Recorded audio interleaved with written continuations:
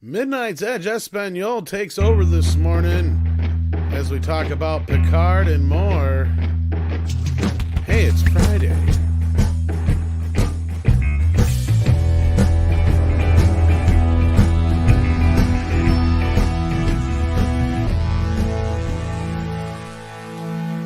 Good morning, campers. Hope everybody's having a great day. Rise and shine. Teenagers, they even suck more when they turn into adults. I'm about to beat mine. How about you, Andre? How's your life going? How's kids? All good. I got mine just going bing, bang, bang in my Facebook right now. So yeah, I'm great. How you doing, Paulie? Good morning. Morning, buddy. Good morning. Buenos dias. Buenos tacos. Tacos. Yes, actually, in Norway, Taco Friday is a thing. And today is Taco Friday. So, yeah, awesome. Look at that. I want to say happy birthday to my kid, but now that he's 20, I can punch him legally, can't I? Well... No, I'm just kidding. How you doing, Mike? Good morning and welcome. Doing great, buddy. Oh, for those who are asking, the free virtual tacos for this morning's show, for the Friday show, are over there by the virtual bar and barista stand. Exactly. So virtually help yourself. And virtually or in person, never drop a taco. Pinche brie. Exactly. The commercial, huh? Yeah, man. She said drop the taco. That's bullshit. And the final one you're hearing there is, of course, Mike, the Mexican Iron Man. How are you this day? Great, boss. Doing great. All my bosses are here. I got my Meat Radio boss. I got my Espanol bosses and my Midnight's Edge bosses. Oh, my goodness. I will be good today. No ranting. That sounds like a plan. Of course, it may be difficult to avoid those, since we have a couple of things to talk about today. First and foremost, Star Trek Picard Season 2. Now, the trailer dropped on Wednesday. We actually showed the trailer and reacted to it on Wednesday in the live stream, which turned out not to be one of our better ideas, since that led to that whole stream being blocked worldwide. Now, is it illegal for me to punch Picard in the face? He's an elderly, so... Well, I mean, just the show in general, I guess. Nurse! I'm sorry. After I punched him, he'd apologize to me, though. That's the best part. No, he wouldn't apologize to you because you're a white man, so you get no apologies. If I say I identify as a Blasian woman, he might. That changes everything, of course. But until then, so yeah. But anyway, so we reacted to the trailer on Wednesday. Not one of our better ideas, as that led to the whole stream being banned worldwide until we cut that snippet out. So quite a few people didn't get to see that. So we'll be sharing some of our thoughts on Season 2 again and how excited we are for it. We'll be talking some Black Widow. We'll be talking some streaming and some other assorted news this day. And as usual, we are very grateful for everyone who is joining us for it. We have 6XXX. Okay, it's porn. That's a nice name right there. Who points out that if you punch an old man, you and I are going to have words, Tom. Does Kurtzman count? No. Kurtzman most certainly does not count. Yeah, shouldn't be hitting anyone. So I'm yeah. kidding. I don't know. Then we have D. Bud Martin is here. That's very looking forward to Bat Tom. And Silver Nova wonders, is he still a robot? Yeah, that was so freaking dumb. And we'll get into that. Max Relax also points out Star Trek, the raspberry flavoring ice cream store of sci-fi turned into vanilla. That makes about as much sense as the show. More so, even. And Gran Wasu 42 is here. Silver Nova is here. Fat Elvis is here. I like that name. Oh. And we have a couple of super chats as well. Polaris Sucks says, I'm not political. I have no agenda. I hate no one. Just like you guys, what we all want is good entertainment. I feel sorry for this generation. So, yeah, here's the... also on that note, Rob Altis also points out how sorry he is. And Stephen Otten says, Hail Andre, Tom, Paulie, Mike, Wrenches, and Midnighters. Trying our best not to get demonetized or drop our tacos. So yeah, worry about your tacos first and foremost. Breakfast tacos, man. Yeah, Breakfast tacos are... Exactly. Yeah. And Jason Gray says, Picard Season 2, the retconning. Hold that thought, because that's something we'll get into. And says, Hi, gents. Hello, everyone. Well, hello to you, and hello to everyone. And Michael Miller says, for 35 South African rands, I'm thinking Picard Season 3 and STD Season 5 are not renewals, but are the same thing. JJ Trek 4 is not in development or animated. No money for paper clips, let alone movie. Yeah, we'll get into the financial situation here before long as well. Let's see what more I can bring up on screen here before we get into the topic at hand. Dark King says, the more you know, according to the OED, a mangold is a beet vegetable commonly grown as stock feed, also called a mangle or mangelwurzel. I had no idea. But yeah, learn something every day, I guess. Go Oxford English Dictionary. Woohoo! Yeah, absolutely. Let's see what more we recently got in. Culture Casino is here. Hail, my friends. What a long, strange trip it's been. Good seeing you all. Cultured, are you working or are you free to hop on? If you're free to hop on, we'll be happy to send you a link. He doesn't check DMs. Well, if we're shouting him out, he will. Come on, Culture. Let's do this. He better be. Yeah, I know he's back from his vacay, I believe. Get over here, brother. Come over. Most welcome to. On behalf of the Latino people, Culture Casino is required because look, he's Culture Casino. That shows he's Latino, and he's not X. See? Yeah, exactly. He's not Cassin X. That would have changed everything.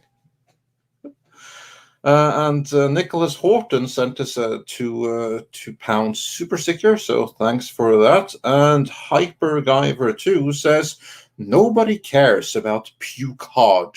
What we do care about is TSR coming back from the dead after 20 years to reclaim the top position in TTRPGs. And I have no idea what that means, but I'm sure it must be something amazing. So yeah, let's hope for that. Too many letters.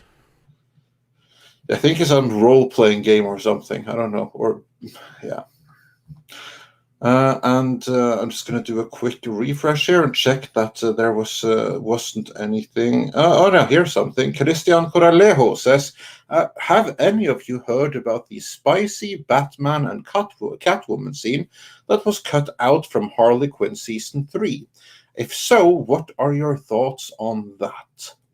Yeah, that's actually a good question. Let's warm up with something a little bit more fun before we start the tragedy that is Star Trek Picard.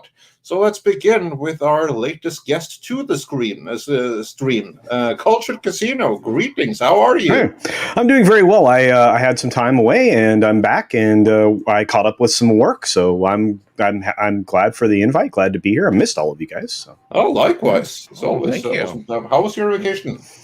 Well, yeah, the part that was vacation was enjoyable, and the part that work was enjoyable. So overall, it was enjoyable. So.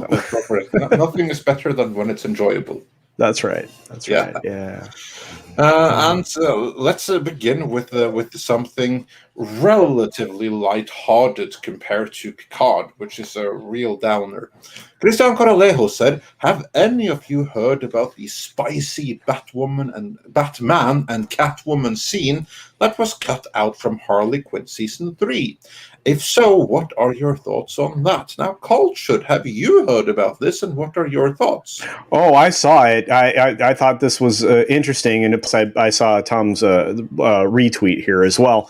And it's interesting. I think Zack Snyder, his caption is quite telling. It's canon. I don't know that this belongs in an animated series. Unless they're headed the direction of like something like a hentai or something like that. Which again, I don't think that's the direction Warner wants to go. I with. would think his nose piece would be a little pokey, but that's just me. It might be. It's a different kind of tickle, maybe. You know what? Don't do that. I didn't mean to come here and say stuff like that. But I will say this: I'm not surprised that they cut it. Again, they're going to cut out anything that's reflects any kind of norm and in favor of something else. They're not interested in heteronormative displays, but I have a lot of thoughts on this, obviously, but I don't know if I'm articulating. It'd be okay. Rather than the bat, yeah, probably. There you go. Yeah. How come she's not going down on him? That would be problematic. That would be even more problematic than Extremely problematic. Yeah, isn't that a power dynamic problem there? Oh, there's That'd be way probably more accurate. Well, look, I don't know how Batman runs his universe. I'm just speaking how Mexican Iron Man runs his universe. I'm kidding. Yeah. Wow. Yeah, indeed. This is Friday, so yeah. No, Polly, is this something that they should have kept in the series, or was it right and understandable for them to remove any references to sexy time between Batman and Catwoman for the Harley Quinn animated series? Whoa. Are you peeing? What the heck was that? Oh, was that culture? Yeah, it was culture. What are you pouring, brother?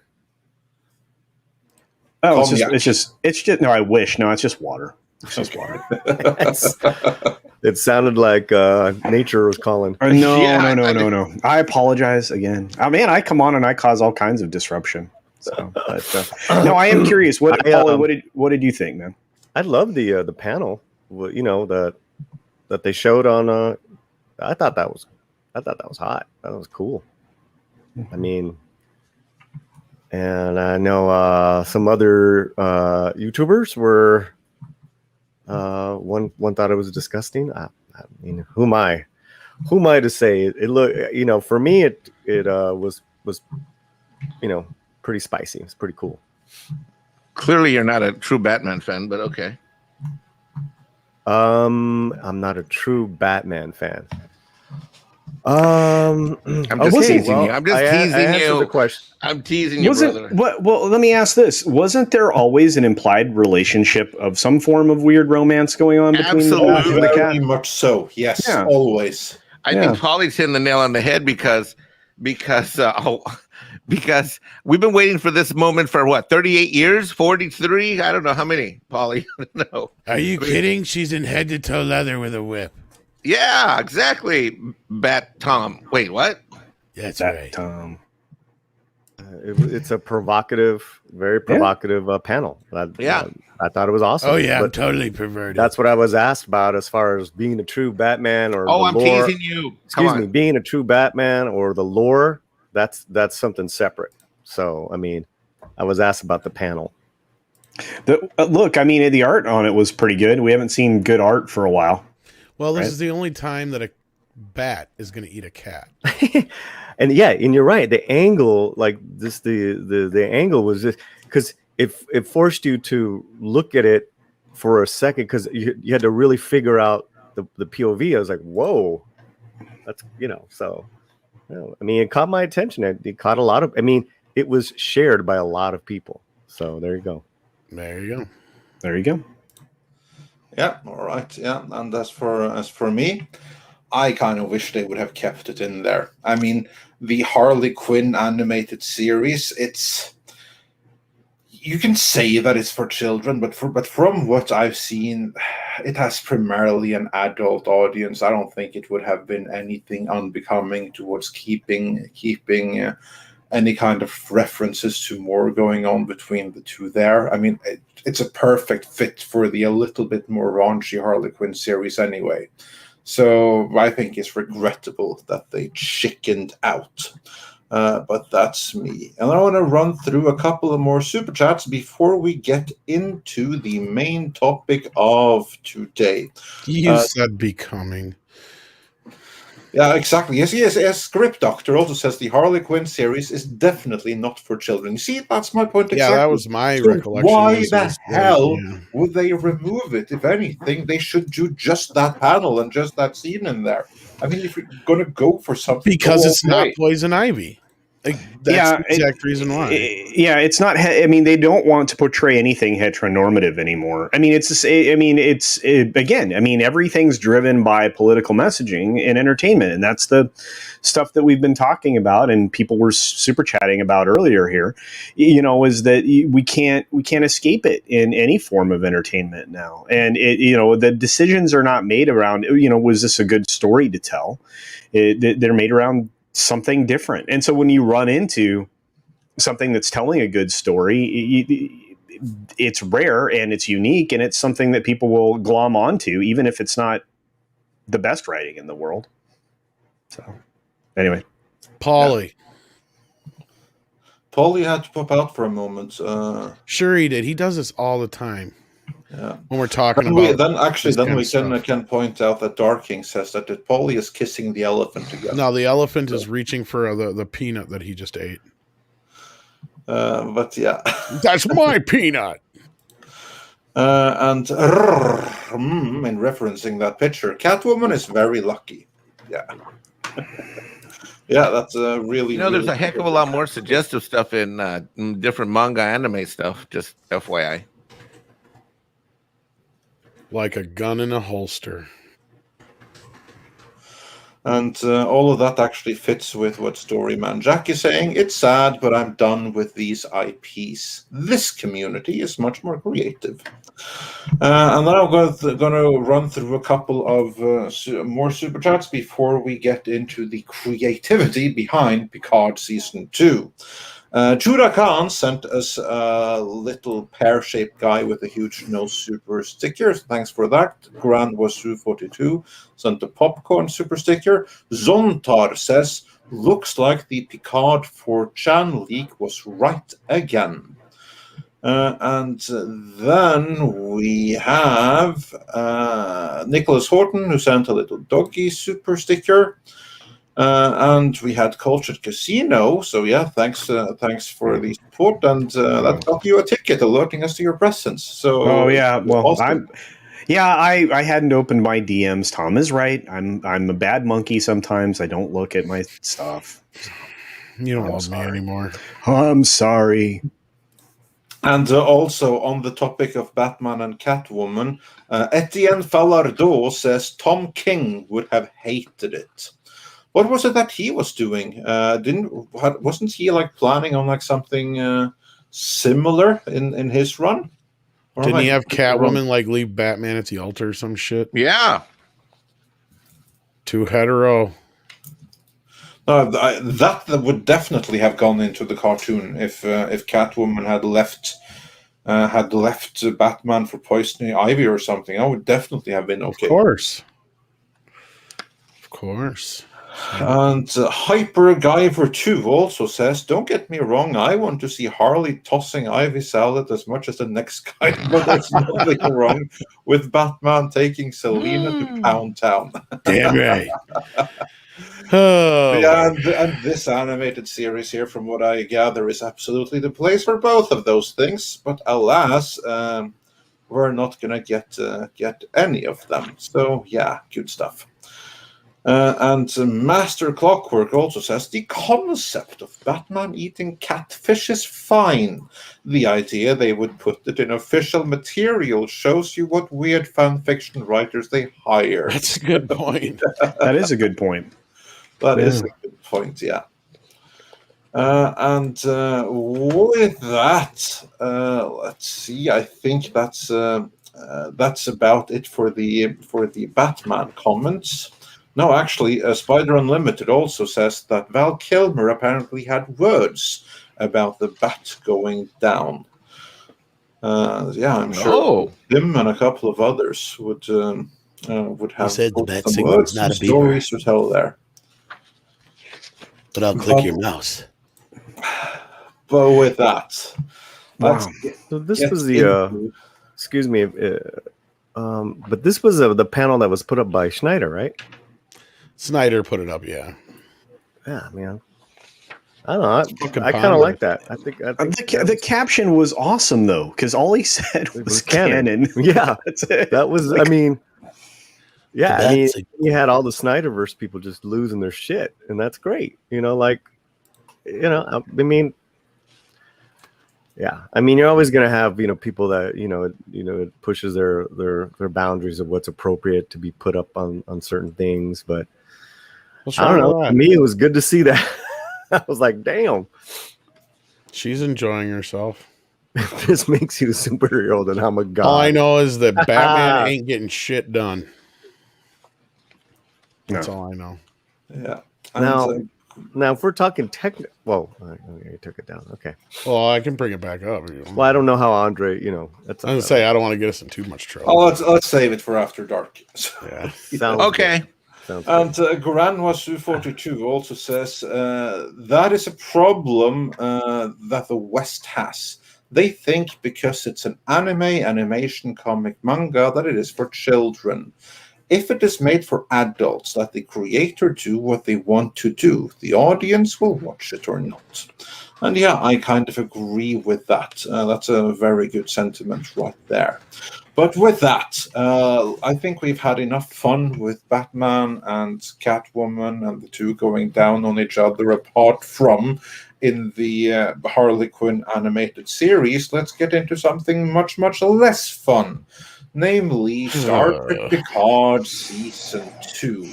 Because we got the full trailer here on Wednesday, which we reviewed live. Big mistake, because that stream was blocked as a result of it.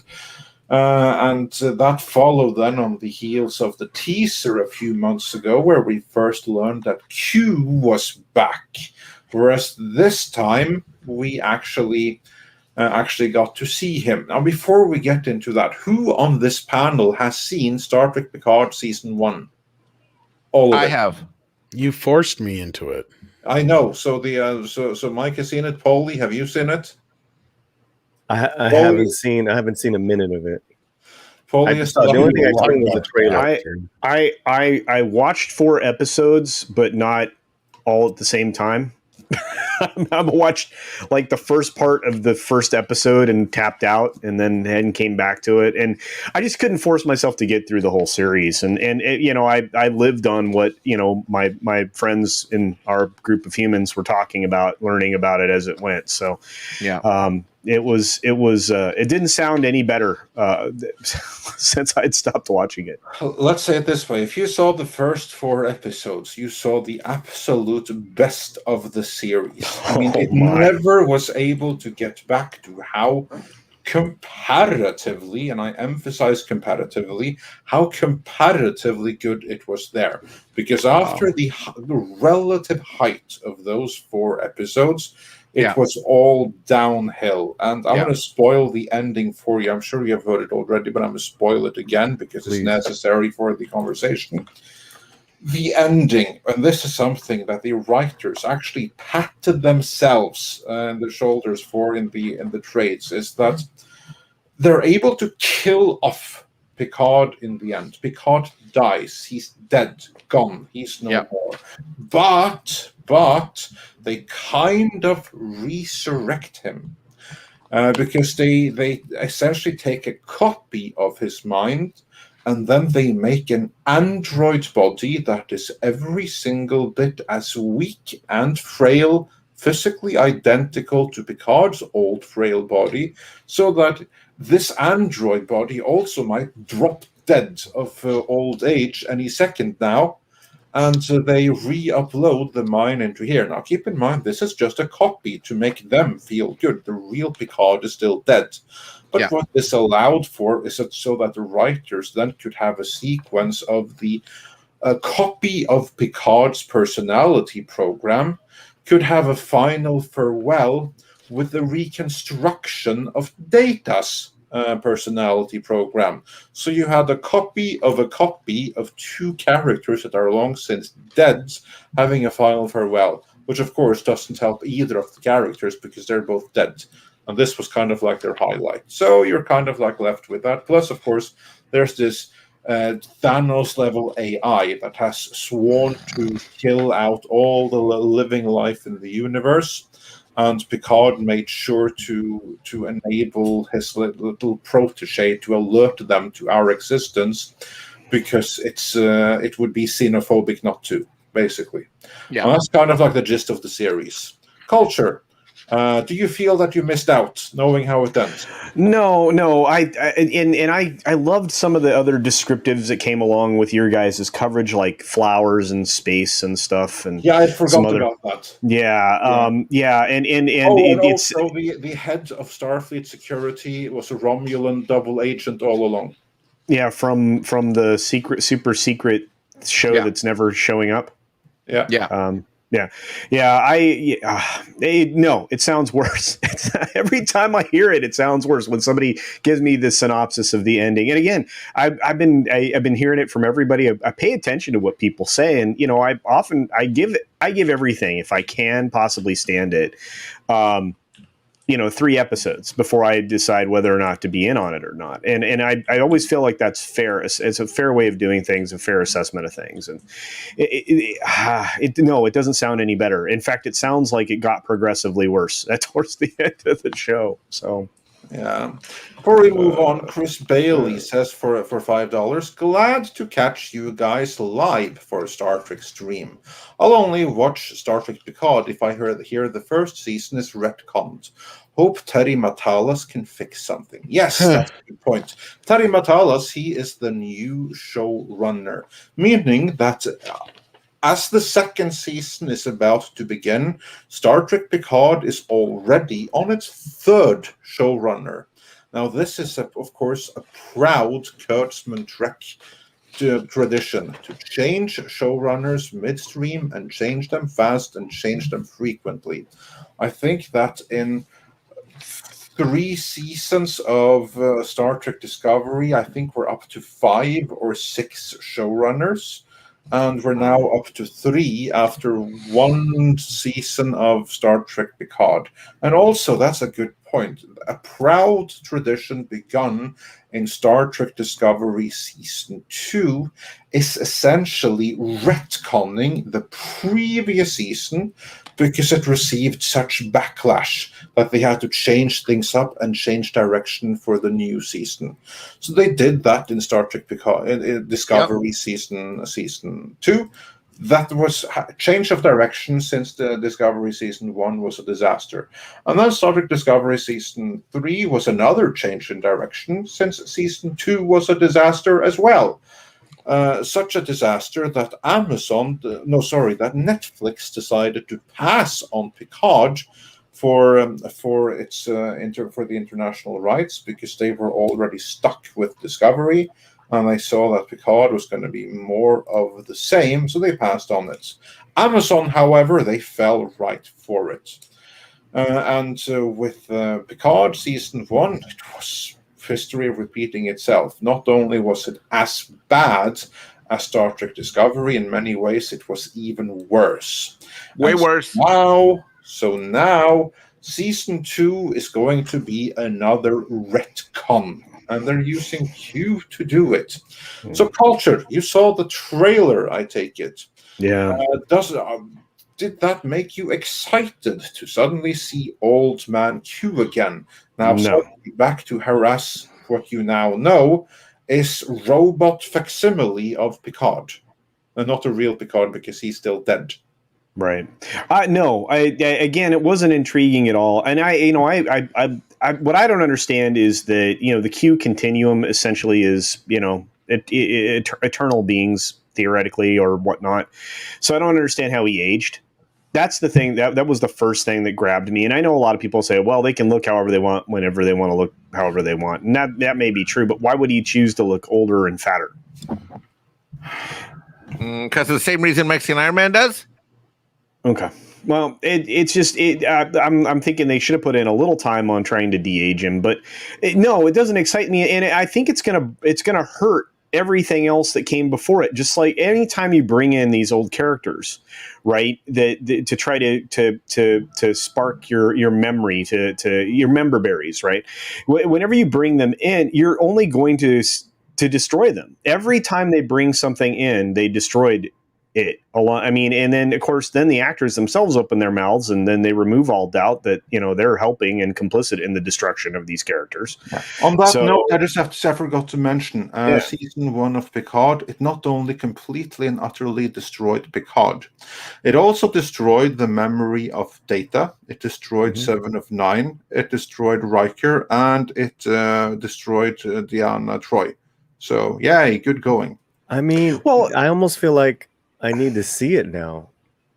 Not because I want to. Do it, Paulie. No. Well, yeah, maybe I shouldn't. But then I insist that you have demonic. To react to it live, so that we can laugh at live. Thing. We'll do it live. We did that with Mr. H reviews. That's like one of the best things he did, was like watching it upon our insistence. We could laugh at his reactions. Oh, really? I had no idea. No, I'm going to tell you this right now. I was just so dissuaded from seeing it, culture, from Gary's videos back, his reaction back from last year. I'm like, okay, I'm not touching this one. No, and then again, it's in fashion. Real quick, it's just in fashion to let's just be real. It's in fashion in Hollywood, in our society, and in our television now to tear down the white man and tear down the straight man. So it's like, why am I going to watch that? I'm not into that stuff. It is the worst sci-fi that you will ever see that could ever be envisioned, no matter how far back you go. And let me tell you this much. It's the modern version of Mystery Science 3000, ready to go, out of the box. It's that bad. Well, the first 2 episodes aren't that bad. But from there on, it's a landslide. It's basically, you're watching a disaster movie. You're watching a Titanic. It gets epically worse. And I watched it for the sheer value of entertainment, of the fact that on the morning show that we have over on Loki's Mornings of Mischief, that airs of Chaos and Loki every Monday, would do a review. I think it was Mondays. They did a review of each show, and it was just hilarious. It's very similar to what Az does. And the show just got infinitely, progressively worse and ridiculous. Wow. Yeah, I don't think I'm gonna finish watching it. I heard 7 of 9 becomes a murderer. Yeah. Isn't murder just excused? I can't. That seemed to be a running theme, that murder was just consistently excused. The doctor lady. She kills as long as it's a woman. And she's like, I don't feel like killing anybody anymore. And everybody's like, okay. It's just like the flat-faced blonde lady. Yeah, it's just completely washed over. I don't know. I have a real problem because again, I mean, I loved TNG so very much, and and Deep Space Nine, and I mean, and all. There were several of the newer Star Treks that I enjoyed, but my goodness, Doctor Lady, yes, I don't remember her name. It's Doctor Lady. But maybe I can do oh, go ahead. I'm sorry. Yeah, no, whatever. Like that Scott Pilgrim movie. She was in Scott Pilgrim. I think you know what, Paulie. If you're really, is that her name? Yeah. Romy did a play with her. Very talented. She's a great actress. It ain't got nothing to do with her. It's just I'm saying the only reason why I recognize her, because I actually, having met her, I remembered her name, and then she was Scott Pilgrim. I was like, "Oh yeah, Alison Pill." She was really good in Scott Pilgrim. She's been good in a lot of stuff. I just, this again, Paulie. I tell you what, if you subject yourself, I'm sorry. I just remember she's in that TV show Them, that kind of horror drama. We couldn't even finish it though. If you subject yourself to the show, we should do it together. we should watch it Oh, together. I will super chat the hell out of those episodes. Sign God. me up. Viewer number 1 is here, buddy. Oh my God, you know- culture. Yeah, and, I mean, and Pauly? should we go? Yeah, should we do a live stream where I'm watching it for the first time with you? Yeah, I think Yeah. we should. Yeah, and Script Doctor's right. She was in the newsroom, and actually, that was kind of another Aaron Sorkin groundbreaking show that didn't get a fair run.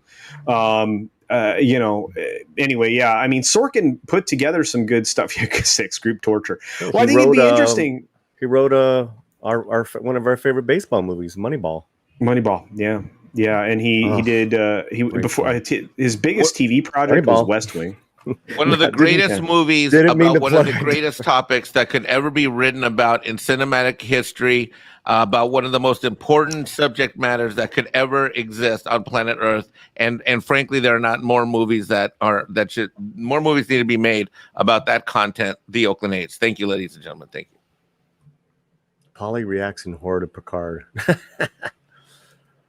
Maybe I will. What do you think, Andre? Yeah, sure. As I said, I'm very happy for you to watch it if you want to subject yourself to it. My only request is that you film yourself so we can all take solace in your suffering. And then what we'll do is that for Midnight Sage Espanol, we'll take the video and then I'll translate the reactions. Mira, Pauli está muy enojado con este pinche episode de Picard. Mira, el señor Coche Crescino está llorando, crying, llorando con fuerte. Yeah, I don't know. Let's talk about it, culture. But that sounds good. I think doing a live stream you should check out the video we put up with Mr. H reviews where we subjected him to just that. Oh, I love Mr. H. I'll suffer for others. I mean, I've done it before. I don't know, Paulie. I mean, I have an advantage. I've seen 4 of the episodes. But it was kind of like that Batwoman TV show. I was only able to see 10 minutes of the last season with the new lady, and I was like, that's it. I didn't watch the season before. I've only watched that 10 minutes, and that 10 minutes did it for me. I saw her van. She was down by the river. I saw her go to her probation officer.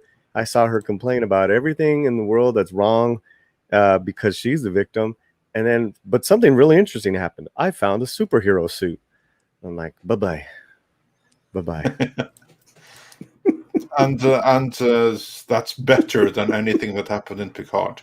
I mean, that series at the very least. I mean, that series at the very least, yeah, fine. So it has like superhero suits that just jumps down from the sky down by the river, but at the very least, it doesn't have killer tulips from space. So yeah, wow. Pick your poison, I guess. Wow. And a person spontaneously explodes. I mean, there's the first episode alone, you're going to be like, what? How about the part where Seven goes, except for the eating part? How about the part where Seven goes all Hannibal Lecter, with her culinary, skills? You know what I mean? About I'm just I'm not going to say what somebody gets something cut out of their head. That's all I'm going to say. Yeah. I mean, me and a script doctor are doing our analysis every week on Superman and Lois. Superman and Lois, compared to those shows, that's the greatest television show ever. Yeah, it's good. I mean, that's how low our standards have been sunk to, basically. Because 10 years ago, it wouldn't have been nothing special. It's just today when suddenly it's a revelation. Which is pretty amazing. But yeah, before we move on, just on the idea of Paulie and of course culture, you're very welcome to join us for this endeavor and share your feelings. I think that'd be great. Yeah. I just think that would be great. I'll suffer for other people's enjoyment. And me and Culture haven't done anything in a while. Points out that do it on a live stream for the team, Paulie. Andre, get the Clockwork Orange chair for him before. And also eyelids. Mags points out, narrator. Mason Ironman's going to be there in the chat stream, like as if I'm in the audience with popcorn and super chats and commentary ready to go. This is going to be epic to watch you two guys go through this train wreck disaster. And you have to narrate it for the Spanish-speaking audience. I can do it for the English.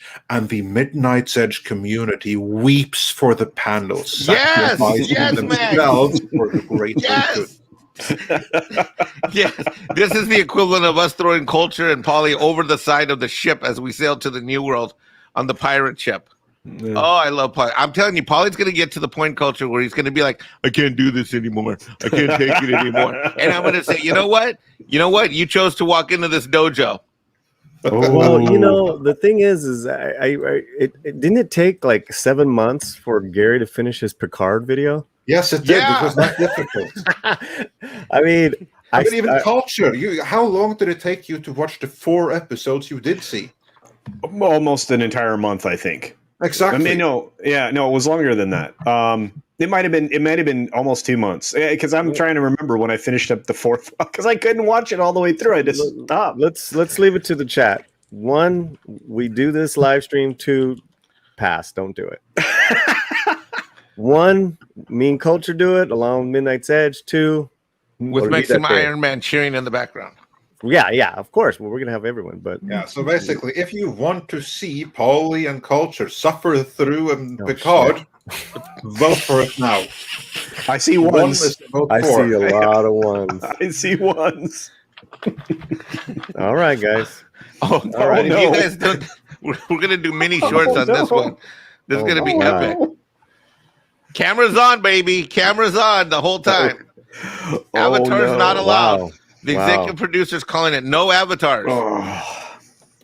We have some people with empathy in the chat voting for a 2, but I see most of them wanting to let's see. They want to share their feelings. Yeah, look at Stephanie. Stephanie's all ones. This is YouTube history about to be made, ladies and gentlemen. This is going to be YouTube history about to be made. God, so it's that bad, huh? No. And I already know the thumbnail we're going to use. Like that's strategic still from Clockwork Orange. So yeah. Oh, wow. Well, let's set it up. All right. Yeah, perfect. Culture, you don't know what you just walked into. I don't know because you guys have seen the show. It'll be fine. I mean, it'll be fine. But yeah, I have a feeling Polly will tap before I do. Oh wait, hold on. This is from the guy that's only seen episodes 1 through 4. I've seen the whole thing. Oh, how many are there? Wait a minute. And parts of season 2. There's only 4. Y'all right? have no idea how bad this train wreck gets. How many are there? I think it's 10 episodes in season 1. No. No. You're committed, buddy. We're in. Mexican Iron Man's already putting together the show plan right here. I started writing down here on my clipboard the show plan. I'm gonna have to talk to Tom X for a second here. I don't know about this. No. Tom's got my back. No. I'm already planning out the shows. I'm already writing down the short videos. I already know which scenes I want you to react to. The audience already voted. Yes, the people. I thought it was 4 episodes. No. Oh. That's. I made it through 4. Yeah, that's when he tapped out. Culture tapped out after 4. I was like, that's not even getting to season 2 yet. Everyone in the chat saying I should run away. They were telling you to run away before. No. People have spoken. God, Polly, fear does not exist in this sci-fi dojo. Pain might exist in this sci-fi dojo. It does. Crying and whimpering will soon exist in this dojo. Oh yeah. Also on that note, we have more super chats. We'll get through them, but I have to point out Snail Messiah says for 20 Danish grow up, the lament of Culture and Polly's souls. Oh man. Oh, this will be glorious. It will. Here's the thing. I'm going to do it. Else. I'm going to do it. Because I know because of the real Star Trek fans out there don't consider this Star Trek, even though they saw it. They went through the pain. So it's only fair I do it too. Because, from clobbering times to all these really true Trekkies, they really can't stand what's been coming out under the what's his name? Kurtzman Oh, regime. you will learn this name. I'm not backing out. We'll Good job, Polly. I'm proud of you. Yeah. Exactly. I'm Just so you not know, taking my any part of reputation- this. My I'm just reputation surprised they for had rants- 10 episodes, Culture. I'm not going to be a part of this torture. My No, you reputation for rants came from Star Trek with Dubcock. So that's It got progressively worse. I mean, everybody, as the show went on, and it wasn't just me that was noticing this as it went. It sounds like it just continued to be the car crash you couldn't walk away from for the people that finished it. It's just like I will say this. Yeah. That prior to Kurtzman Trek, there was always a debate in the Star Trek community of what is the worst episode of Star Trek. All of the canon, the single worst episode, with like Spock's brain being a strong contender, and the one from Deep Space Nine, where like that what's his face again, the bartender, where he gets his sex change, where he's, of course, that episode is now retroactively progressive. But anyway, since Kurtzman Trek, it's easy.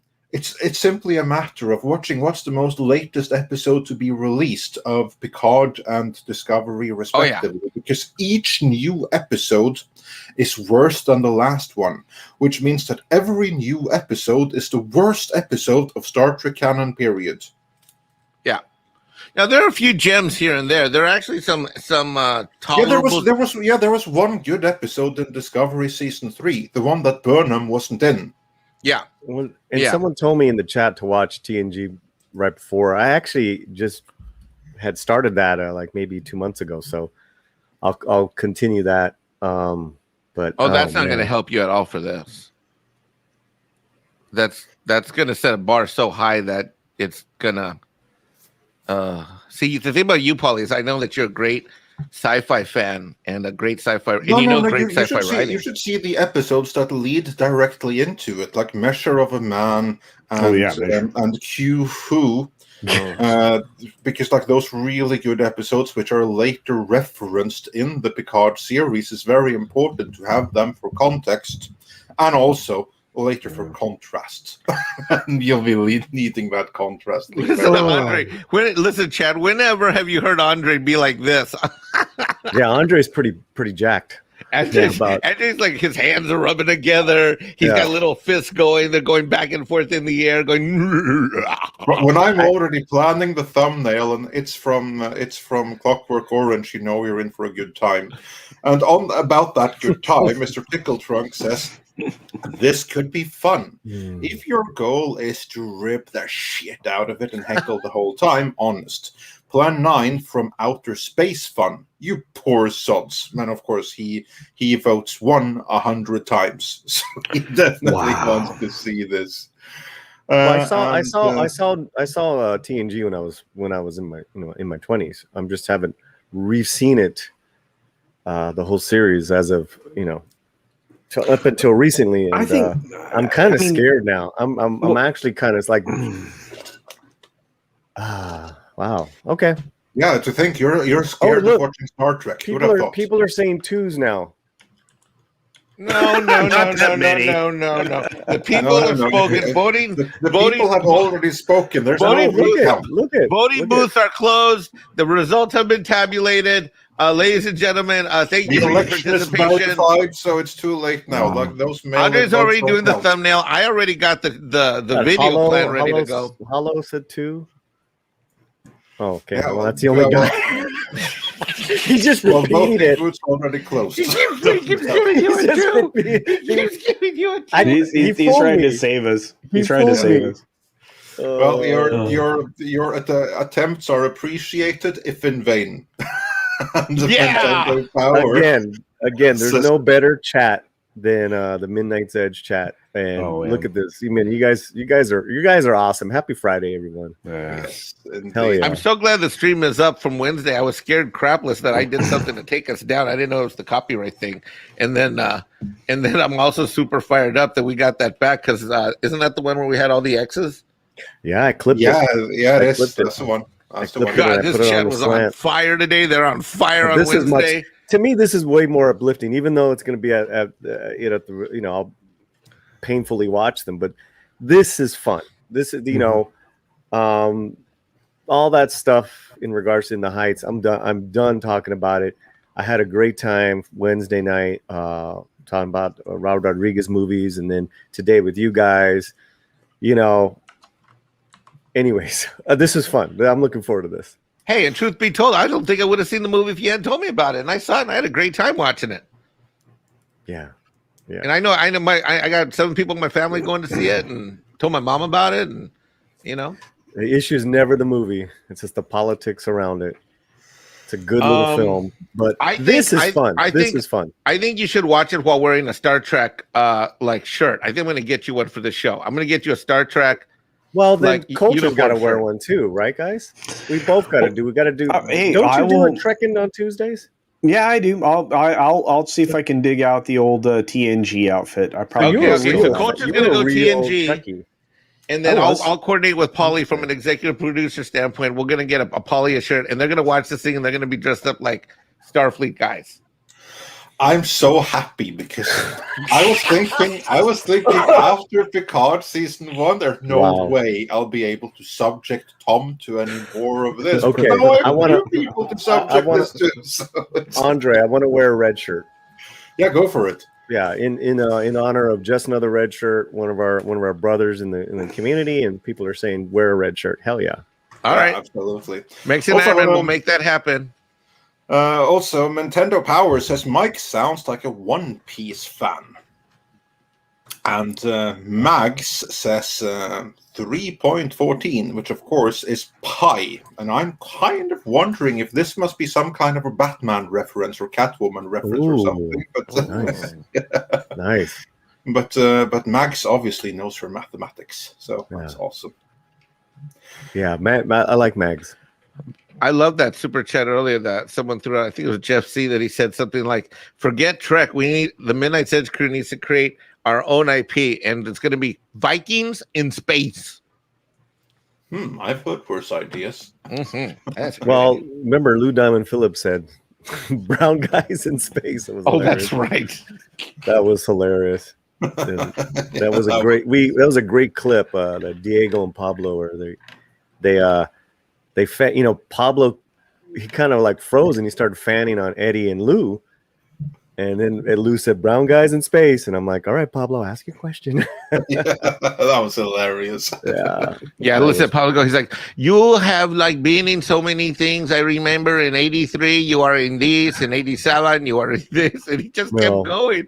I was like, for those wondering what we're talking about, this would be the Stand and Deliver reunion panel, which you can find on the main channel right now, which is where we are, under the playlist star interviews, because it had Lou Diamond Phillips and the one and only Edward James Olmos. It's gotten like almost 9,000 views, but someone's saying like, "Bring tequila." Here's the thing, guys, I can't even drink. I can't I can't kill it, No, but that's why it's important to share your feelings. I mean, that's what we do right here.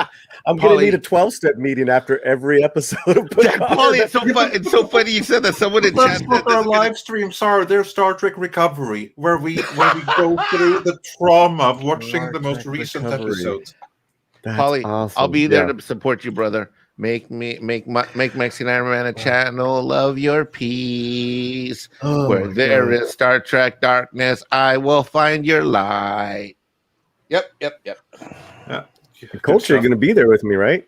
I will. I mean, that's the whole thing, is that you have to rewatch it. Yeah. He's taking out the old outfit. He's getting out cosplay. We're cosplaying this. We're going to cosplay. Okay. Yeah, I'm getting you a red shirt, buddy. I'll either have my Picard red or my Data gold. We'll see. Yeah, we can't wear the same color, so let's figure it out. That'll be fun. Speaking of fun and this whole endeavor, Dwayne Olson says, "Andre, you are horrible." Never stop. Never stop. Andre's having a good time, man. As I always say, share your feelings. It's important to share. And if you needed any more convincing, Mags says, Midnight's Edge, please set this up. Yes. So, yeah, we're gonna have so much fun this summer. Mhm. And Dash D's also says, it's okay, Polly. I'll fire up a meeting anytime you need Frere. Charge. Hey, Dash. Love Dash. Yeah, Dash is cool. Dash is awesome. Yeah. Dash also says, I think you're all nuts. I haven't watched TV since the Tet Offensive. And of course, the Heineken beer goggles commercials. So, never saw any of those. But basically, I think that kind of like rounds up what there is to say about Star Trek Picard. Something wonderful came out of it, namely that Cultured and Polly will be seeing season 1 from beginning to end in preparation for season 2, which of course you're both invited to watch with us so that we can react into Star Trek recovery sessions after each episode. No, I'm just committing to a season 1. I saw the trailer for season 2. I saw it before I met up with you guys right now. Well, Paulie, let's hold on. Let's get through this here and let's see what it's like, and let's not be too hasty, because the people may rise up and speak again that they have not had enough cowbell, enough Culture Casino, or enough Paulie. They may say we need more Culture and Paulie cowbell. Oh, I know what this is. Don't say anything yet. Okay. I have no idea what this is. I saw it. What does it look like? It looks like Superman's outfit somehow got sewed with Spider-Man's, and it fell on a weird shaped rock outside while doing laundry. Culture? No? Do you know what it is? Oh no. It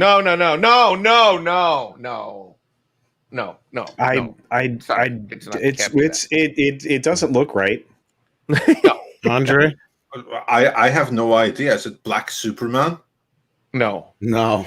Can I tell him? No. I think I know what this. No. But I agree with Mike that it kind of looked like a Frankensteinian abomination of the Superman suit and the Spider-Man suit. Oh, you guys are missing out. That bright red, you got to go brighter on the blue. Is this a prawn thing? No.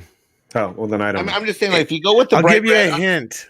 Andy Muschietti posted this. Oh, Flash. So this is the Flash Superman, or like Flashpoint, the Flashpoint movie. What? No, I don't think so. That's not Supergirl. Yep. What? Well, it's she's super flat, but it's Supergirl. Oh my god! How very current year and progressive, and yay, more power to you. Is Supergirl someone who identifies as they or them? Is my first question then. No, but I do like the actress that got the role.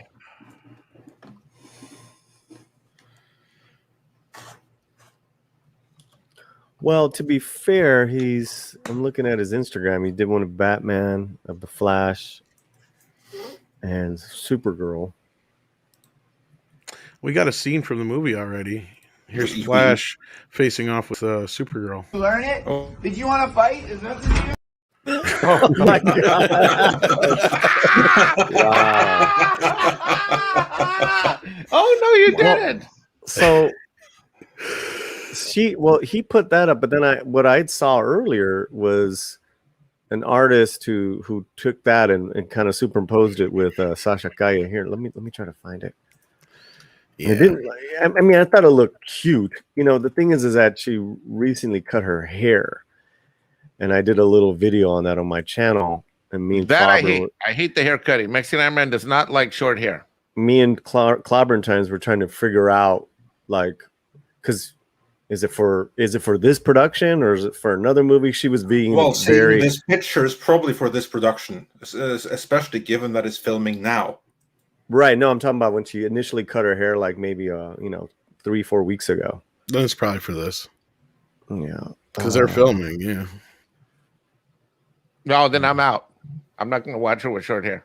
I cannot support a Supergirl with short hair. I'm out. Sorry. I mean, she looks great. Well, she has short hair. Makes it Iron Man. That's a hard no for Mexican Looks Iron like Sean got mad that I rickrolled him. Sorry. Well, Never it's gonna only get it. kind of Go ahead, rickroll Tom. everyone. LOL. then, yeah, Can I share? Yeah. yeah, go for it. What were you going to say, Andre? No, I was just saying, like, well, when Sony can rickroll anyone with a fake Spider-Man trailer, then So she put this up May 22nd. Boo! Oh, I mean, now, come on, let's be tolerant. I think she looks. I mean, I think that's hot. With the necklace pieces going on down her neck and the collarbone, beautiful. But that's just me. And then, Her name. This is Sasha Kaye. That's her page, right? That's Okay. right. And this was her with her long hair. Okay, I'm going to give her a chance. That doesn't take much to get Mexican Iron Man to like move the needle, huh? Okay, yeah, we're going to give her a chance. I'm going to see all these episodes. Well, it's just one movie. I wish she wouldn't have cut her hair. But then, because look at this. This is probably what she's someone did That art is misleading, though. right. It's just an art, some random art. That's probably what she's going to look like right there. Yeah, I mean, what do you guys think? You think it's going to be? I don't think that's what she's going to look like. You think she's going to be represented? Well, I'm sure she will be. But I'm much more interested in the toxic white male of Michael Douglas being represented for this as the old school Batman. But that's like what I'm in for there. Because this is still for the Flash movie, isn't it, Tom? Mm-hmm. Yeah. So what? But what you showed me, someone had superimposed both those looks together. I don't know who did it. Anyways, I can't find it. Yeah. And on another note, let's grab some super chats because I got some other. Before that, I have to point out what Etienne Falardeau says. Meh, white passing Latino. She needs to be Afro-Cubanex. Whoa, not today, guys. Yeah, let's not go there. I guess I got I got memed really quick. And Kaiju King Gabriel brings up that Supergirl had short hair in the Injustice series. Yeah, it's not. There's. I'll show you a sec, but here's enters a holodeck after the binge watch. You want to know why I don't want any part of this? Why? Because this is what you're going to end up doing. What, shooting everyone up? Yeah, go all Tony Montana on everyone. Say hello to my little friend. This guy Renee does really good ones. Yeah. Anyways. DCB Titan says, is Star Trek Picard evidence that once a franchise gets an STD, everything gets infected? Yes. Yes, it is. Yeah, it absolutely is. And the STD's name is Kurtzman. Darius Munchausen sends us a sticker. Thank you so much for that. We appreciate it. And thank you for being here. And then I can't bring up any more on the screen. So all the ones before that, you're going to have to. Yeah, that's fine. Let's do a couple of vintage classic super chats. I just have to go back to see where we were. Because I got a first look at Obi-Wan. Well, just hold that thought a little bit.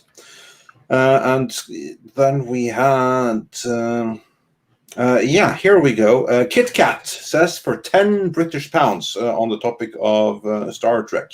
Q is supposed to be older. Just how does an omnipotent being allow himself to grow old? Omnipotent beings, like time travel, never work because of their inherent contradictions. Yes, I agree completely. I hate Q. I love the actor John Delancey. I've always hated the character of Q and everyone like him because of just as what you say right here. I mean, if anything, they needed to digitally de-age Delancey to look exactly like Picard would remember him, instead of him looking like he does right now. Picard hasn't seen him in how many decades? He'd be like, wait, who the hell are you?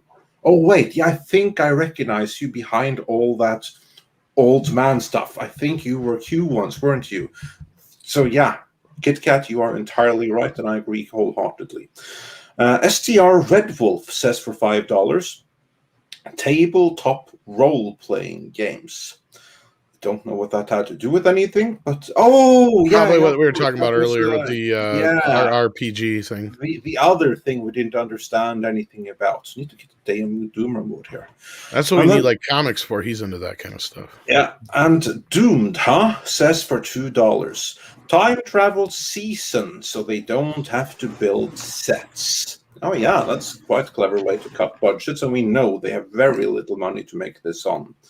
Storyman Jack says for $4.99, it's sad, but I'm done with these IPs. This community is much more creative. Yeah, we got that one, actually.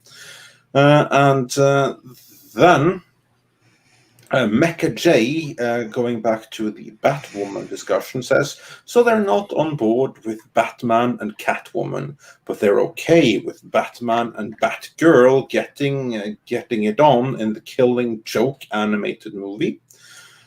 Yeah, they were okay with it then, and they got backlash for it, and these aren't the same people.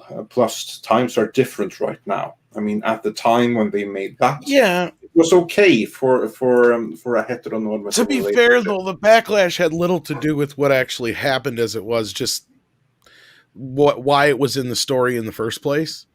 Like, yeah, it was kind of more so, and just the idea of why they extended that whole thing and adding that in there and what it kind of stood for, and it was just like, yeah, this is dumb. That was more so the problem, I think, at least in my opinion. Yeah. And then we have, let's see, we got this one. Edgy number 1 says for £5, Q will be a one-dimensional villain in Picard, won't he? He was much more complex. Kurtzman's cronies can't handle complex. This is gonna be shit. Yeah, probably. And Chris Bailey says, we got this one about Terry Matalas, hoping that he can fix something. Yeah, let's hope. Genuinely, let's hope. And then Professor Alfonso says, it feels Flashpoint in the Star Trek universe for me, but with character that I don't want to see. And he says that for 5 Brazilian reals. So, it'll be interesting to see exactly how that's going to work out. And Master Clockwork also says, in reference to the Star Trek trailer, my reaction to the trailer. So you've got Q, Picard, and time travel. So the TNG series finale. Fan, jeg ute. That's Norwegian. And it basically means, in a not so polite way, he's out. So, yeah. Nice yeah. That. We have more super chats, but in the meantime, Tom, we got a couple more here that we can grab on the screen. One says Joey Hollywood Films says, thank you so much for sending a $5 super chat. Says, you know that a digitally DHQ is going to make a comment on Picard's aged and morph into what we see in the trailer. That's what I'd do. Potentially, it's just the idea of them doing it is going to be cheap and stupid. He shouldn't even be there. Dash D says, I honestly thought Patrick Stewart was a professional artist of integrity. Why would he agree to do something this damaging and not go out on top? Okay. Oh, I can answer that. We've answered this a few times, but go ahead, Andre, if you want. Patrick Stewart is a professional artist, but only of integrity, in that he will preserve the integrity of works like Shakespeare and stuff like that. In terms of his own personal values and ideology, and in terms of what he will do if he gets the chance to infuse that on screen, he never had what you might call integrity. I mean, just look back at TNG when he was in charge of an episode. You know what he did? He made himself an action hero in it. Yeah, it was a hard ripoff on the set of Nemesis as well. Yeah, with himself in the John McClane role. This is an actual Next Gen episode, season 6. I forget the name of it. And yeah, of course, this whole a race car driving on the planet Nemesis. This Dune is all buggies. Dune buggies, yeah, exactly. So when it comes to, if you give him the power to actually infuse some of his own creativity, he has no integrity because he's a great actor. He's not a great creative, and he's never been.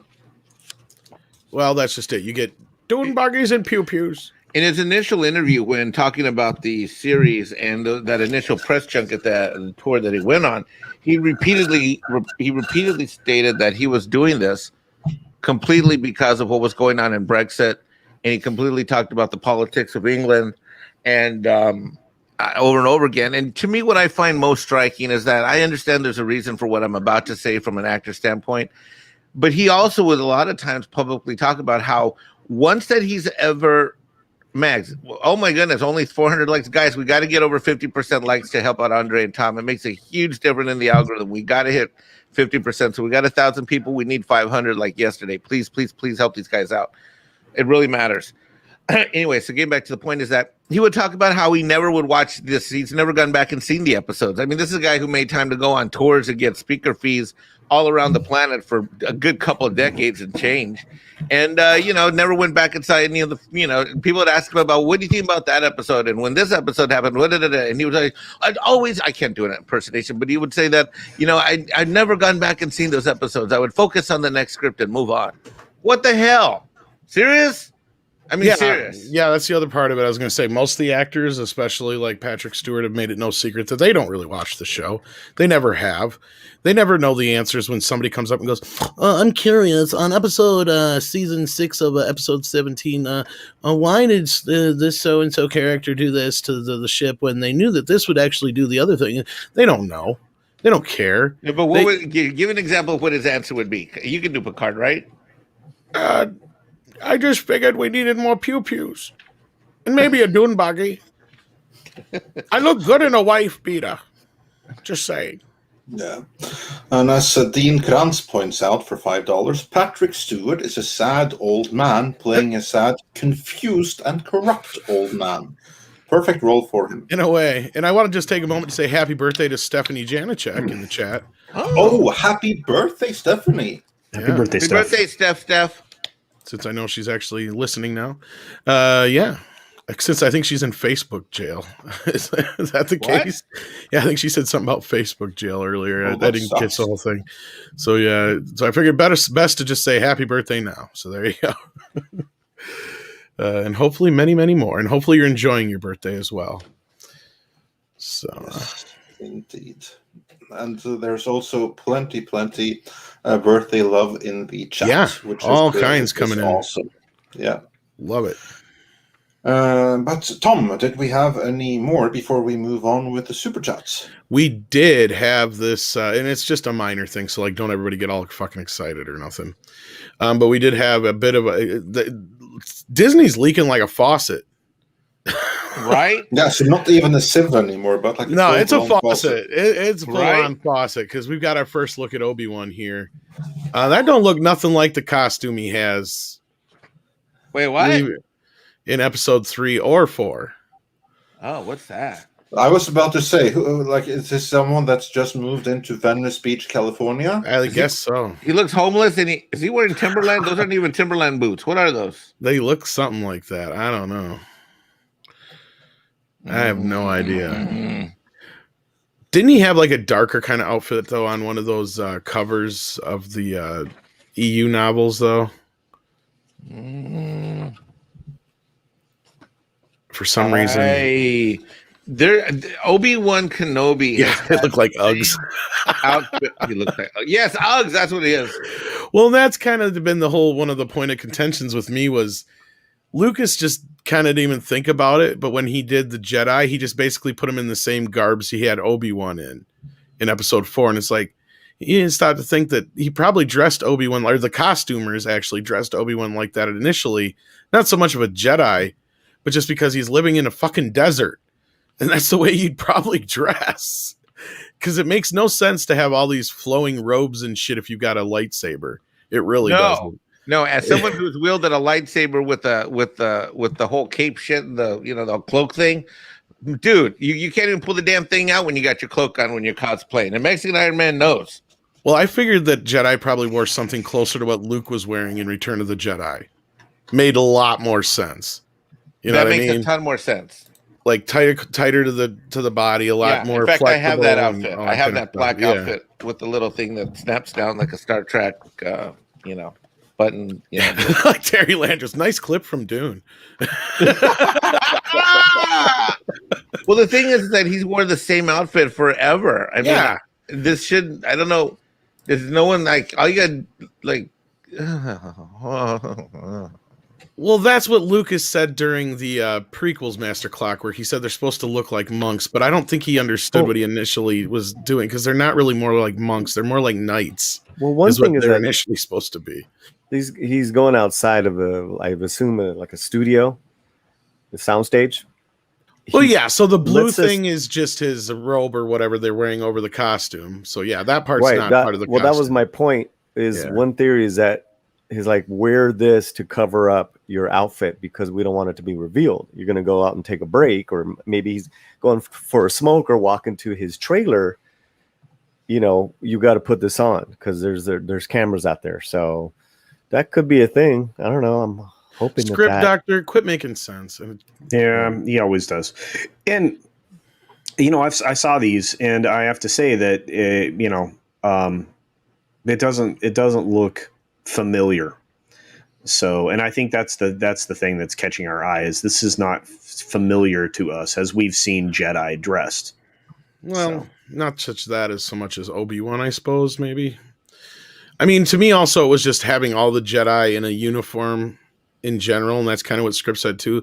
To me, they should just dress like they should dress like from wherever they're from. I mean, to dress in like a uniform makes them even more cultish.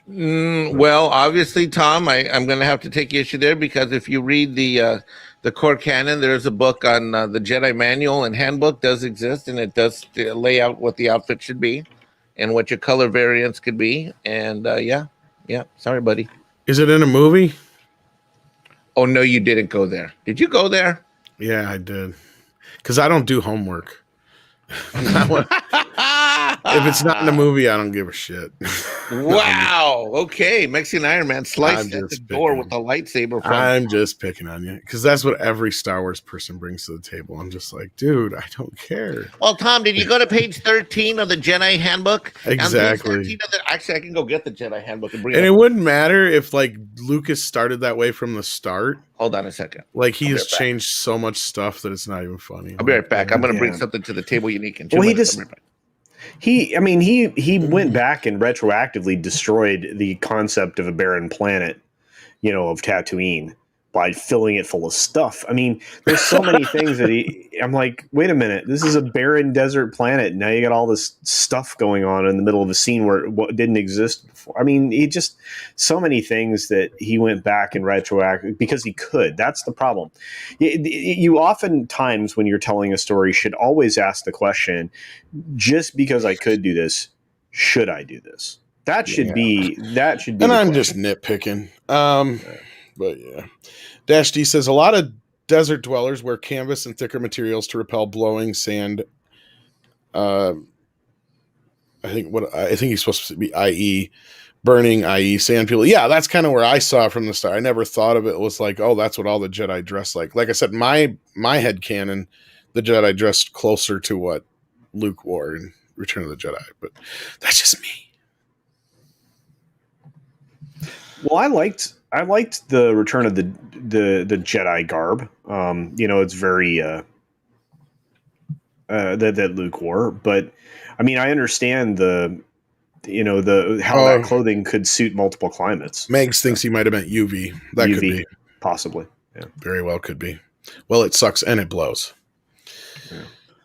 At the same time, Kind of like so Mega keep Maid. going. Just like Mega Maid. Yeah, She's gone from suck to blow. exactly. And with that, do you have Fuck, any even more? in the Shall we future, go nothing back works. to- No, Exactly. we gotta go back to the fucking super chats. We have some more super chats. Nothing else. Just Spaceballs. That's right. Meg.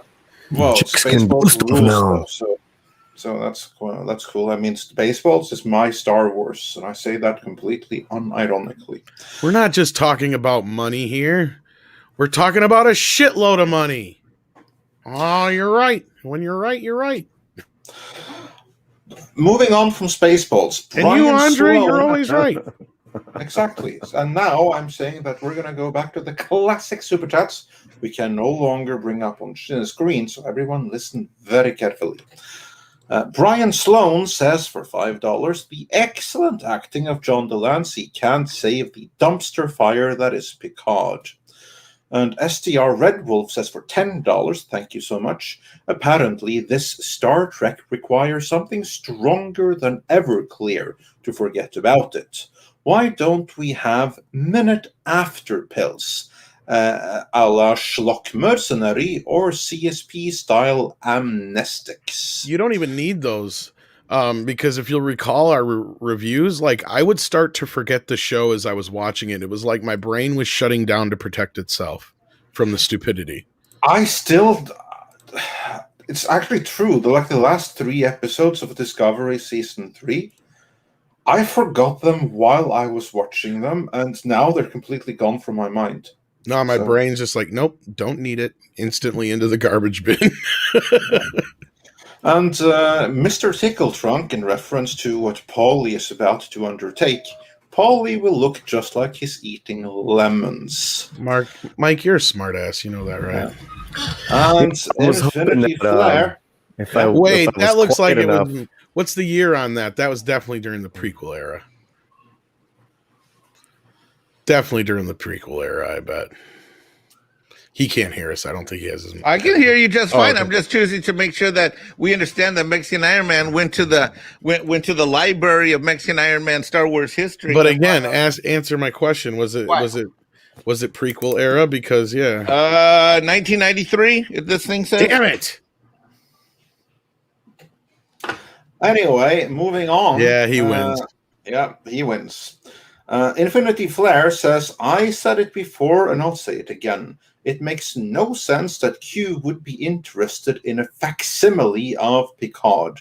This is out of character and lame. That's exactly what it is. It's probably going to retcon the whole first part, because that was one thing we didn't really get into too much, Andre, but I know you wanted to touch on, was that each and every season of Kurtzman Trek has been a reboot of the previous season. Like, They start fresh every single time. Every time. Without fail.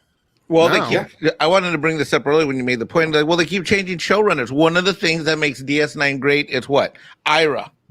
Ira being the showrunner, season in, season out.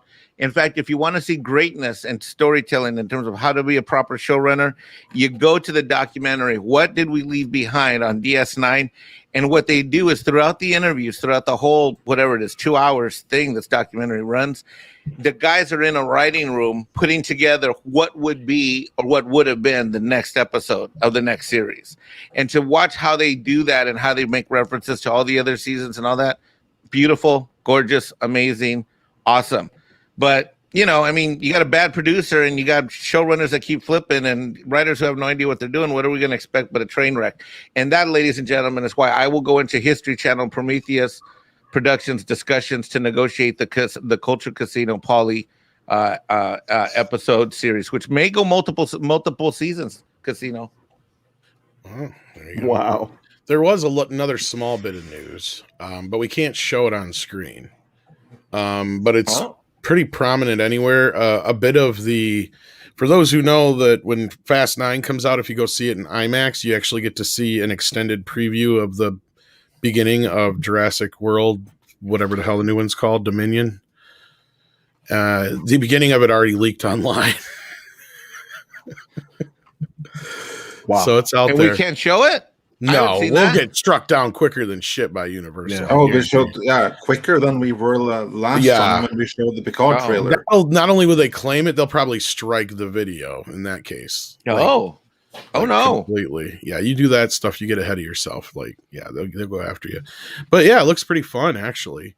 Cool. It's like a scene at like a drive-in. And yeah, looks pretty good. Oh, cool. The dinosaurs are finally on the mainland. Finally. It only took 6 damn movies. Yeah, I don't know if we want that. Well, it's kind of what I've been hoping for. I was kind of pissed at Jurassic World because we got teased like this movie that like all I've been hoping for a while was like we actually get like where the park is full of people and dinosaurs are run amok with tons of people, like just havoc. We got it for about 6 minutes in Jurassic World, if that. Yeah, it was It was an like the intense biggest- 6 minutes, though. It was a big cock tease in my opinion. Yeah, it was intense That's- 6 minutes. That's why I love Lost World. I mean, yeah, I granted most of that movie shit, but once they get to San Diego, that movie really kicks it into gear, and I love that whole bit.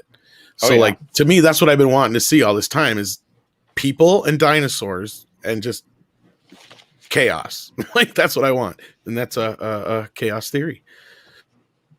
Yep. Yeah. I was like watching. I'm like, "Where's Gary? Gary, Nerdrotic, save us!" When they get to San Diego, Maybe. get it? Maybe. Joke. Boom, And with that, let's get back to the super chats because we have some catching up to do. Innovator SH says Picard Season 1. Kurtzman just repurposed plot elements from Mass Effect. I stopped watching after the Saw moment with Ikeb getting his eyeball plucked out. Yeah, there was that. Yeah. And then Mr. Tickletrunk says we need a weekly supercut of everyone's reactions. Paulie will look like he's eating lemons. Culture Casino will just be shaking his mane and Mr. H yelling, "Why?" Yeah. Oh, that would be funny. And Joel Rice sent in his vote in a €2 super chat, simply stating 1. So he absolutely wants to see the suffering. Joel Rice also says, "Hey, Paulie, no backsies." And yeah, don't worry, Paulie's not backing out of that one. It's not like he's going to get the opportunity. And then we have Ulrich Koll, who says for 50 Danish krona, worst part about Picard is that Stewart has lost his commanding voice from the next generation and apologizes to every woman he meets. It is sad to watch. And then we have Valiant Renegade. You should check out his recent video that he did in his companion piece to a video with Doomcock, so go check that out. And he says, if Batman wants to eat cat food, that's his prerogative. And maybe that cat food was Fancy Feast brand. So, yeah, there's always that. And Silver Nova says, I only saw one episode and it hurt more than the dentist. If you choose to do this, just make sure you are highly sedated. And Mr. Tickletrunk, in reference to those who tried to vote in favor of Culture Casinos and Paulie's sanity. The twos are obviously Russian bots. Well, Kit Kat says, watch The Next Generation one last time before it is polluted and ruined for you forever. Yep. Yeah, this is a good point. I don't know it myself. I can't see TNG the same way anymore. Picard retroactively ruined TNG for me. I'm very sorry to say. I had that, I didn't think I was going to have that reaction, and I had that reaction recently. Why? I think I mentioned on the Wednesday show or something, or maybe it was Meet in the afternoon. I don't know, but I remember I made a comment that I started watching DS9. And Andre, it was the same reaction. I had the same thing. I couldn't get through TNG because I got nauseous. It was so weird. Like he ruined, but I've seen these episodes before, yet somehow watching what he did just jacked up. Like I can't even look at him the same. Oh, I know. I can't look at Picard the same way. It's horrible, but it's true. And then ActionCom says, is Rick Berman forgiven? Rick Berman yes. did nothing wrong. I mean, Rick Berman, please come back and save us. Oh, God. Yeah, they're talking. We just absolutely, and I was part of this too. I mean, I got to admit, we were absolutely roasted him on Enterprise. Although I do like a lot of the episodes in Enterprise. But I think Max and I like Enterprise. I think I like it too. I think I've liked it more, and now now than I did then, but I think I had a crush on the Vulcan girl. I can't even Yeah. remember her name right now. T'Pol. T'Pol, yeah. Yeah. Mexican Iron Man Who and T'Pol. didn't? What a union that would have made. Can you imagine the cute little Vulcan Iron Man Mexican babies we would have had? You're gonna have to get in line. That would have truly been brown people in space. Brown pointy-eared people. Oh my God! Think of it this way. Let's say I make tacos and then I'm eating a jalapeno, and the little green jalapeno looks like her ears. Get it? Because it's sharp and pointed at the end. Okay. Anyway, never mind. And then moving on, we have a couple of left here. Mr. Tickletrunk says, when Andre gets giddy, you know. 111. So he definitely wants this. Stubble McShave says for 20 Swedish krona, test what blood alcohol is needed to enjoy this god. And Daryl the Derelict says, here's $5 to buy a bottle of Rotgut for the upcoming dumpster fire. Yeah, we'll put that to good use. Wow. And edgy number one, yeah, well, not for you, Paulie, but for the rest of us. And I'll get you. I'll send you a nice bottle of water straight from Norway. How about that? Yeah, there you go. Real glacier water. Nice. Love it. And Daryl the Derelict says, we just got that one. And edgy number one says, see episodes STP refers to. You'll see how bad it is. That's exactly what we're going to do. And Ross Bampfield says for £4.99, this trailer has inspired me to buy some classic TOS novels on eBay, and I'm more excited for that. And then we have J.R. Bodenheimer, who says, I'm so desperate for good sci-fi, I'm willing to watch anything with the hope that it will somehow eventually redeem itself. Keep up the good work.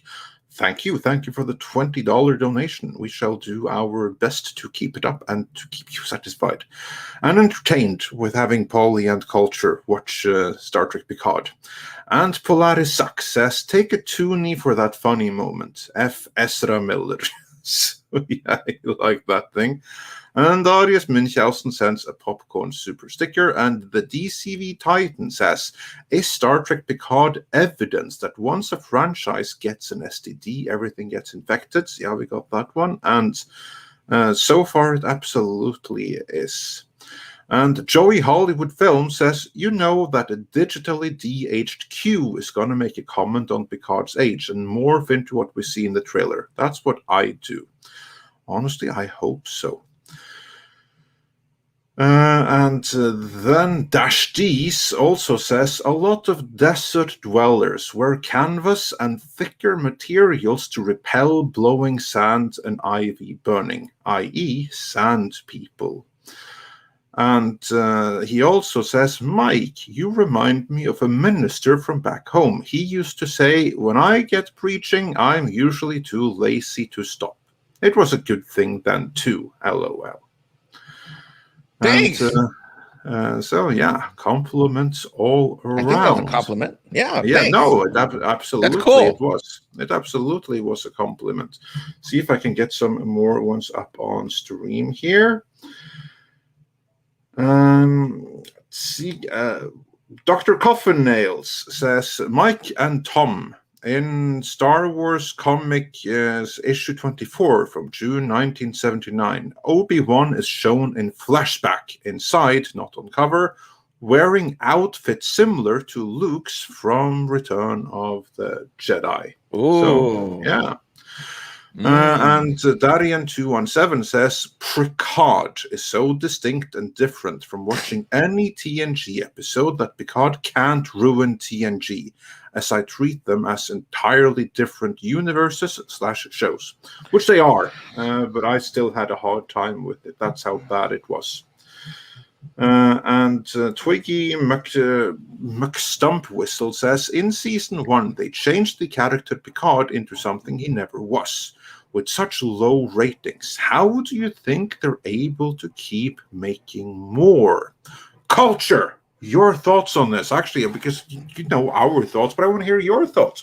Why do they keep making more Discovery and Picard despite the ratings being crap? And we know they are, because they could always hide behind it being on CBS, Netflix, CBS All Access, and Paramount Plus and all, and then on Amazon.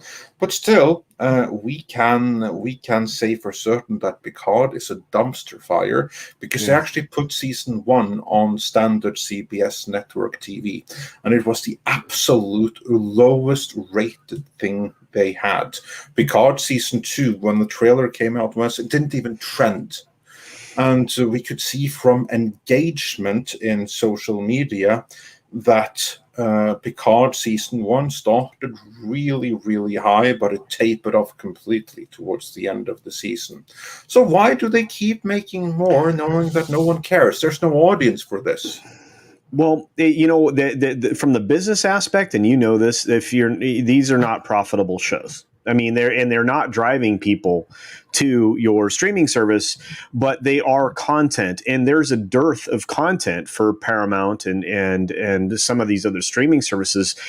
Disney is actually suffering churn right now because everybody's seen everything that Disney, in the Disney catalog. If they don't own it already, they've seen the things that they haven't, and their original shows aren't really driving a lot of subscriber numbers either. But there's no business sense behind why they continue to make more, other than they need content. They hide. I mean, they hide these shows, these streaming shows, easily, because they don't give you any numbers. But I can't explain it. I mean, other than the only thing I've ever come up with is they truly they're true believers in what Kurtzman said, that these are a platform for getting our message across, which is one of the things. Or the other thing is they're just so desperate for content that if they can keep the budget low, at least it's something that they can tout, because it's the same thing with all of it. They're trying to reach back and pull in people with these names, Star Trek, Star Wars, Indiana Jones. It's, these once great franchises, intellectual property pieces.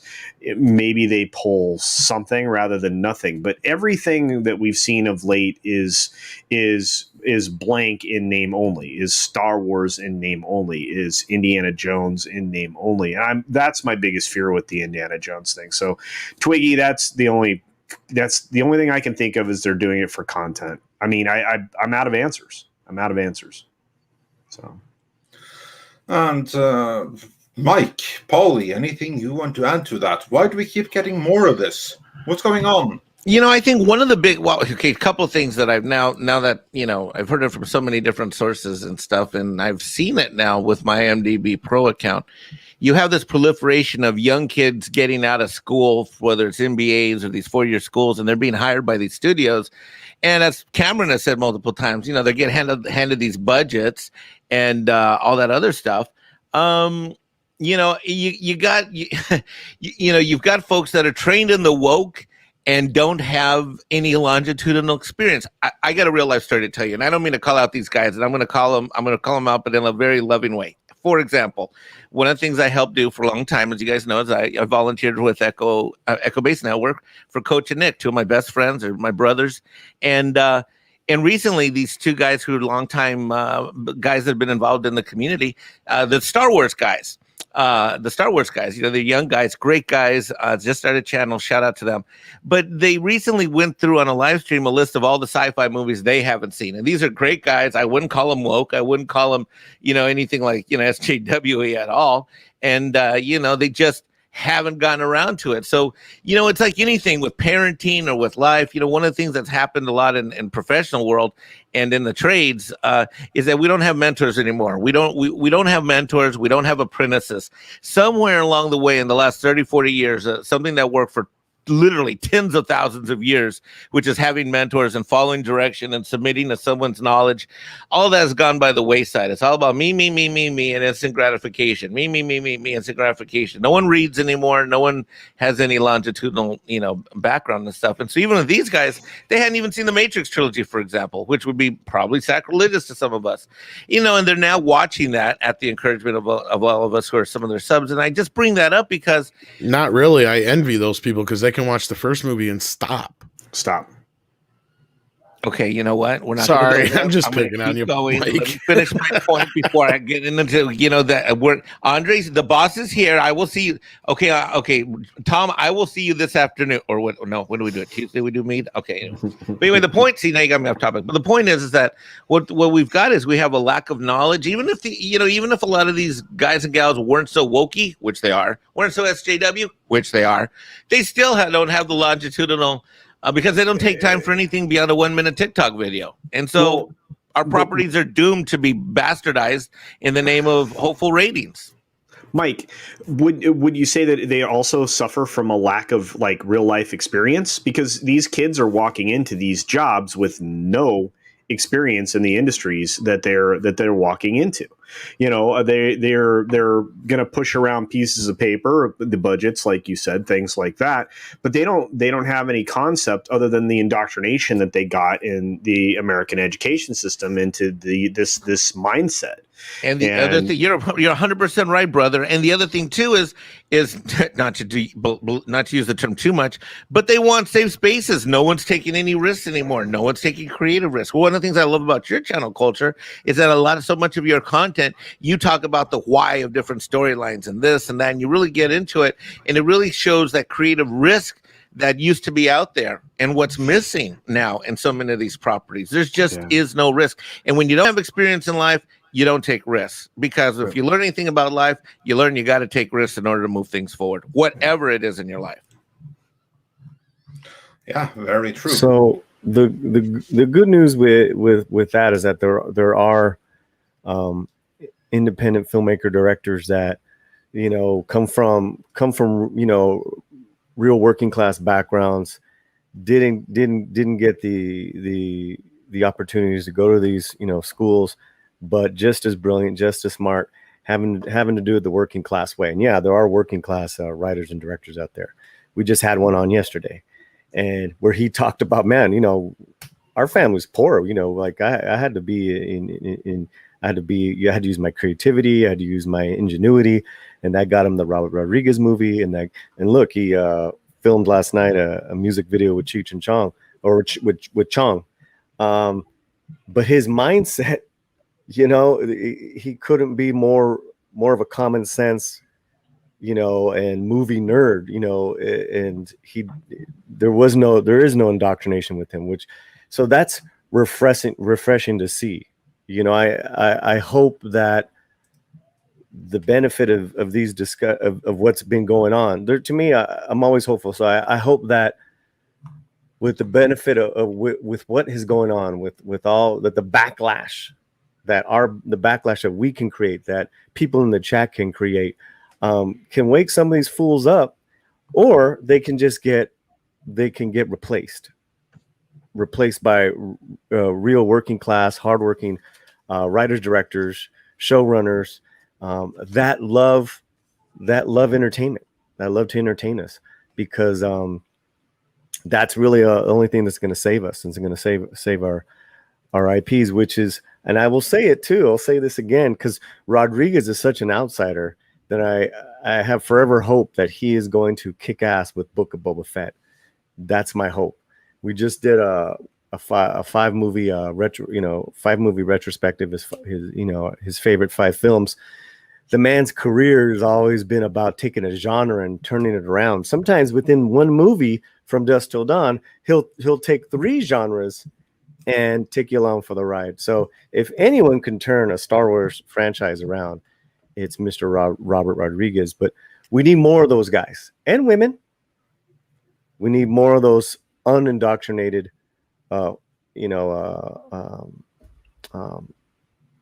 people, and we need them from the real world who really use their imagination and their creativity since they were kids. And just like all the greats did since they were kids, is that they were out using their imagination. They were out with their cameras. So, yeah, we just need no agenda. Absolutely. Exactly. And back to the original question. No, how I'm not they're gonna do able Picard. to do it. No, that's good. That's all right. That's cool. I'm just taking it back right now. T-shirted historian hits on the answer right now. When Leslie Moonves departed CBS, he set up a contract with Kurtzman that's ironclad. Kurtzman gets carte blanche with Trek until his contract expires. He doesn't get quite carte blanche. He gets a limited number of shows. This is the most recent thing we've heard, and that number may be up that CBS have to give him because Kurtzman put it in his contract. I believe the number is 5. He had to get 5 shows, and they had to get so and so many seasons. That's the rumor. No one knows the details of what's in those contracts, but it kind of makes sense a little bit for why they still keep him around for that 5-year mission. And that Moonves gave him when Moonves himself was on his way out the door. And with that note, on my recent IMDb Pro account, I noticed we can now say, goodbye, Clarice. Goodbye. Yeah, I'm not surprised because for a star showrunner, Moonves certainly doesn't have much luck keeping shows on the air if there's nothing else holding them there. Because, I mean, Paramount Plus, which is owned by the same corporation, even they didn't want the failure that was Clarice, did they? Nope. No, it's on my IMDb Pro account. That's embarrassing. I mean, because in streaming services, it's like you're just putting it there. It's like a flea market. And it's like sort of like they call them swap meets in some parts of the country. Out here in South Carolina, we call them swap meets. Out in California, we call them flea markets. But I mean, you can't even park it over in Paramount Plus. No one wants it there either. It's crazy. This guy. Oh. Yeah, indeed. And then moving on with the super chats because we have got a couple more left. Diego Nay de Brito Santos says for 5 Brazilian reals, my headcanon saves the next generation. Picard is some alternate reality, the 25% different reality. And yeah, that's not just your headcanon, that's the fact of the matter. But still, it's those remaining 75%. And just having seen the poor excuse for a man Picard turns into in that series, even though it's not canon, I can't look at him the same way again after falling from that height. So, yeah. And Phantom Mercenary says Picard Season 2 equals All Good Things Part 2, Tapestry. You may be right. You may be completely right about that. We'll see. And Pilgrim Media says, Sirs, Loki Episode 2 was embarrassing. Yeah, look for a review to come on that very, very soon. Did you guys see Episode 2 of Loki yet? What was your quick reaction to that? Polly? Have you seen Episode 2 of Loki yet? You're muted. I haven't. I have not. I was catching up on Superman and Lois, and I saw them. I used that extra time to see them again because me and Script are gonna record this weekend. But I started watching it, and I just stopped. Yeah, okay. It doesn't. You mean even the first episode you didn't get through?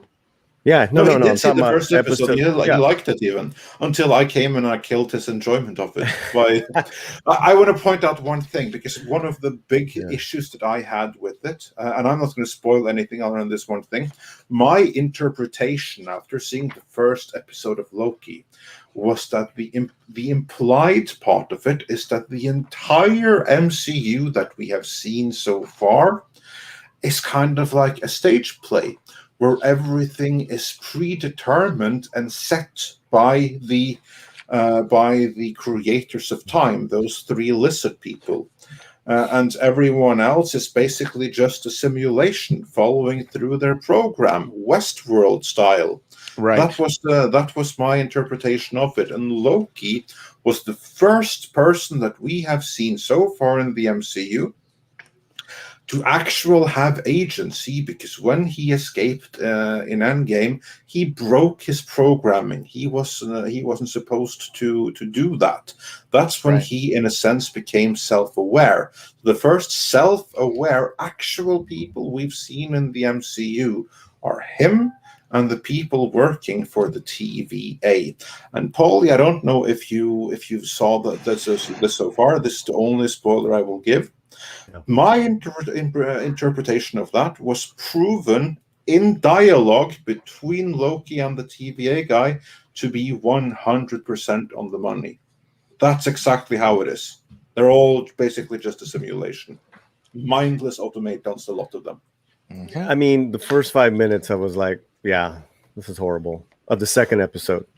Whereas I had hope, and you crushed my little boy. Sorry about that, but you crushed it. It's fine. I'm an adult, but it was realized. Those crushed hopes were realized. First 5 minutes of episode 2, and I stopped it. Did you catch that conversation that I said referred to right now, where they basically say that there's no free will. They're all basically just a simulation. Well, I mean, it's funny because that even harkens back to one of the Thor films where Loki was putting on a play about his relationship with Thor. And when Thor shows back up, it was pretty funny. Of course, he was portraying his father, but it was hilarious. It was, and so it's like that was fun in that movie. I like that movie. I like that part of it. Yeah. I just want to note for the audience watching at home this morning here on Midnight Edge, we have Andre, the sci-fi dream killer.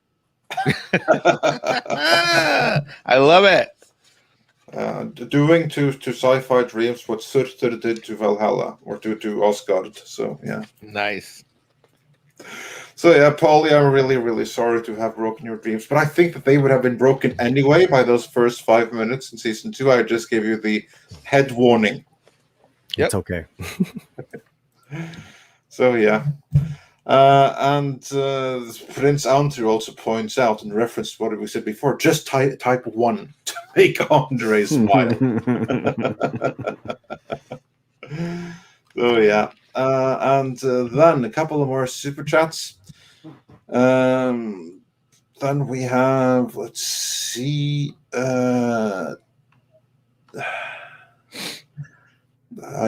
got that one. Darian217 says Picard is so distinct and different from watching any TNG episode that Picard can ruin TNG, as I treat them as entirely different universes and shows. Yeah, we got that one. And Gran Wasu42 says somebody recognized how quiet Tom went when the Picard stuff came up. Thanks for volunteering, Paulie. You saved Tom's sanity. Salutes. Yeah, I'm not taking any part of his destruction of his mental state. I've pushed all I can out of Tom, so it's good that I have new fresh meat to torture. That and Tom's just falling asleep. Well, good news for you, Tom. I'm willing to take that baton and get that ball into the end zone, or get it across the line. I'm willing to do that, Tom. Yeah, somebody is at least. And well, here's you could do the so Andre's doing the thumbnails. I'm going to do the production video list and the schedule, and then what you're going to do is we're going to need you for the trailers this week on Midnight. Watch Paulie see Casino cry. Watch Paulie turn in its chair. Oh no, it'll be awesome. It's going to be great. We have trailers. It's going to be great. Yeah, just like Max. Paulie contemplate having himself admitted into a nut house. See them cry. Watch them tear up. Experience the terror. A madhouse. Watch Casino tear out his hair again. No. We'll have to restrain you, so that doesn't happen again. Cue the chairs from a certain Stanley Kubrick movie. Yeah. And Rob Altis points out, I think that's the goal, to destroy our memories and love of the past. And Twiggy McStumplewhistle says, New Trek makes me love the Orville even more.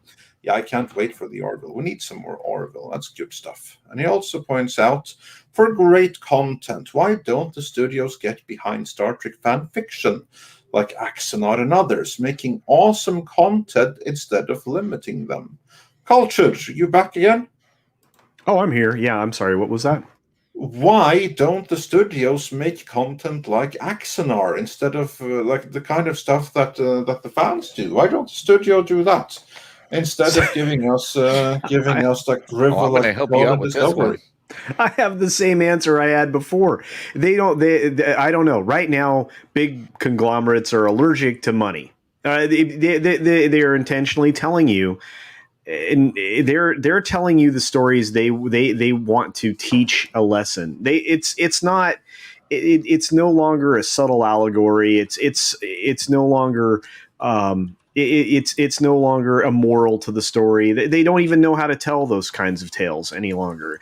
Instead, it's one giant soliloquy, sermon, whatever word you want to use, where they are treating you like children. They don't trust the audience to take something subtle away from it. They instead have to hammer you over the head with it.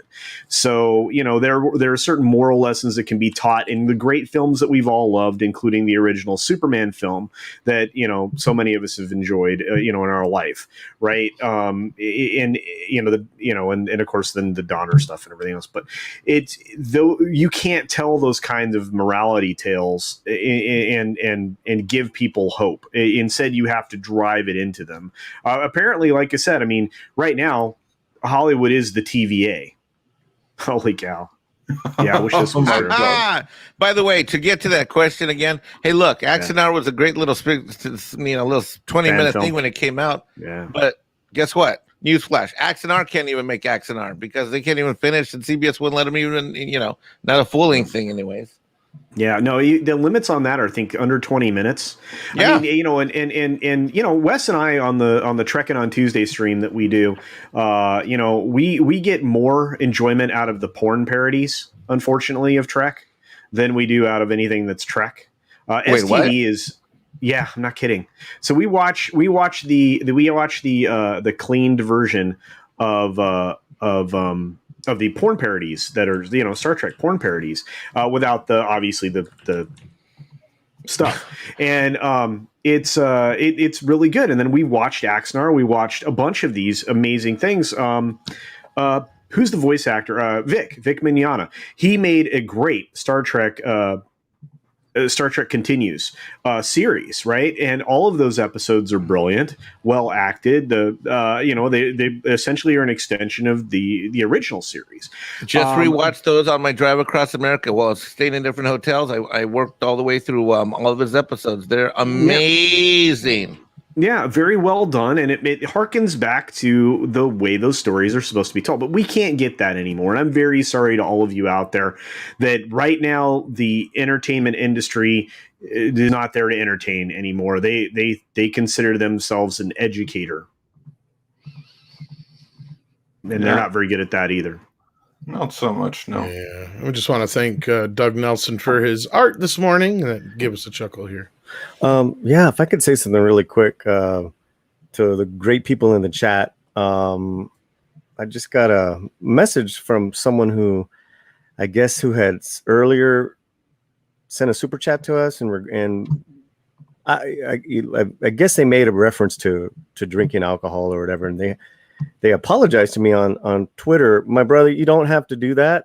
I really appreciate the fact that you reached out to me right now. Stubble McShave, thank you so much, and thank you for being. That's very kind, but I'm good. It takes a lot more than a chat or even listen. My wife drinks in the house, so I'm meaning that she drinks wine. She's I think look, she safely enjoys alcohol. Paulie's out here making his wife sound like an alcoholic. No, right. Oh shit! Oh my god! I just want to thank. Just deal with it, honey. You're a lush. No. Oh my god! All right. Romy. Look I'm at sorry. that. Look what I just did. I just put Polly in the doghouse. I just wanted to give much love to the chat. And to No, people Polly that- has a good sense of humor about it. That's what I think he's trying to say. Yeah. Yeah, I mean anybody who struggles with that daily and goes through that, they have a little bit of fortitude because they deal with it every day. Yeah, and I just wanted to. I mean, how kind is that for people awesome. in our community to reach out and to reach out? And I just wanted to let the chat know, man. I really appreciate and much love to you guys, and because in reality, we all have our challenges, man. So thank you very much. Yeah, and I will say when I next find myself in the States, I shall bring the guys and gals some real Norwegian linja akevitt. Now that's strong stuff. Right. And I shall bring some real Norwegian moonshine. That's, if anything, even stronger stuff. Whoa. And I shall bring some real Norwegian beer. Also good stuff. And finally, to top it off, I shall bring a full bottle of crystal clear Norwegian water straight from a glacier. And that's for Polly. I've There heard you that's go. good stuff. It is. I will say, I always bring in sparkling water, Topo Chico or whatever. And then the I'll only point also bring a sparkling water straight from the Farris source, best spring water in the world. Can't wait. Made Can't wait. sparkling. I just want a good ice vine. Can't get a good ice vine in the States. Well, I can only bring so much, but I'll see what I can do. I'm just kidding. I'll see what I can do. But but that's the beauty with this community. Like, we can joke with and we can take care of each other. So That would be a hoot if you come to the States and then Paul and then Tom plans a South Carolina vacation here. Ooh, yeah. Midnight's Edge live from South Carolina. Woohoo! that'll be awesome. We can even take a detour up to Virginia and do a party by the Norwegian Lady Plaza in Virginia Beach, because that's the thing. That'd be sweet. So yeah, beach party. And then, before moving on, Dash D's says, point of interest. I've now sent you enough in Super Chats for Andre to purchase a Logitech C920 HT webcam. You're out of excuses, sir. Yes, indeed, I would be, were it not for the fact that we need to get Tom a new high-quality gaming computer with excessive processing power. Isn't that right, Tom? Yeah, but you're only going to be able to use that excuse for so long, Andre. Like, Yeah, well, it'll certainly last up until you have that computer in the house, won't it? you just have to order one with a green screen or something like that. That's probably Yeah. Also, I'll get my webcam sooner or later. Maybe for like the 300K celebration. I think I said 300K. Where are we at now? 201. Okay. All right. That's something to shoot for, ladies and gentlemen. We only need 100,000 more subs. 99. Oh God, that sounds so. 99. Yeah. I'll just take the. I would be happy with 75,000 more subs, but that's fine. And yeah, everyone go check out Cultured Casino, who also has a great channel there. So yeah. And Pilgrim Media says, Andre, could you bring some lutefisk? LOL school. Yeah, well, here's like the thing that I believe there's some restrictions against that, but I only have so much luggage. There's something about like bioweapons. I don't think you can bring them. But, Oh gosh. yeah. Well, at least it's not that Swedish drivel, which is 1,000,000 times worse. And let's see, then we also have Revkur, who says, most of my reading material is My Little Pony fan fiction, for the stories there are more entertaining than what Hollywood makes. Yeah, I can imagine that My Little Pony fan fiction is going to be some pretty heavy stuff. I just kind of like have that idea for some weird reason. But yeah. Then just doing a quick refresh here because I think there were some we missed here that we can't bring up on screen. Tsukiyomi99 says, after watching an episode of Picard, why is there such an attempt to castrate masculinity? Apparently because there is some left and you can't have that. Straight White Mage also says, are you saying that in typical SJ wannabe style that the SW male, Loki, is the only real character on screen? Whoops. Well, not the only one. There's also the people at the TVA.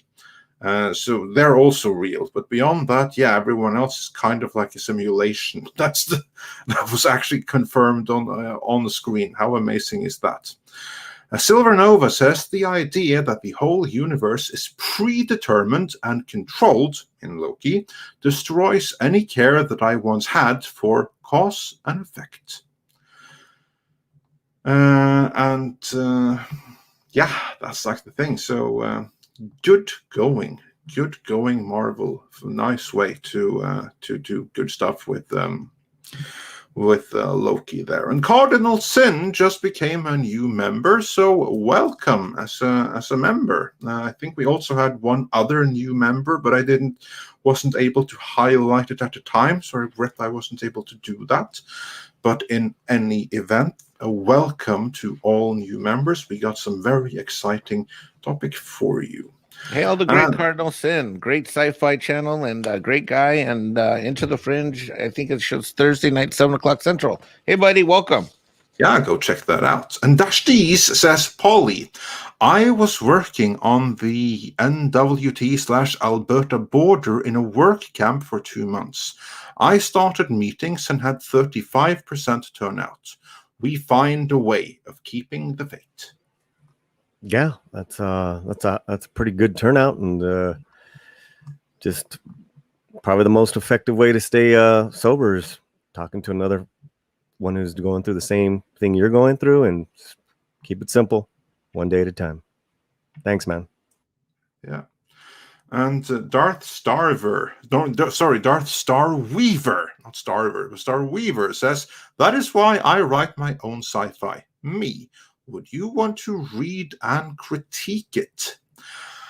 I don't know that I have the time. You can send it, but I don't know that I have time to read any sci-fi. But if anyone else wants to volunteer, I'll volunteer. I'm an avid reader. I read 1 to 3 hours a day, something or other. So send it to Mike. I would love to, but I just don't have the time in between all the content creation and other things I have to read.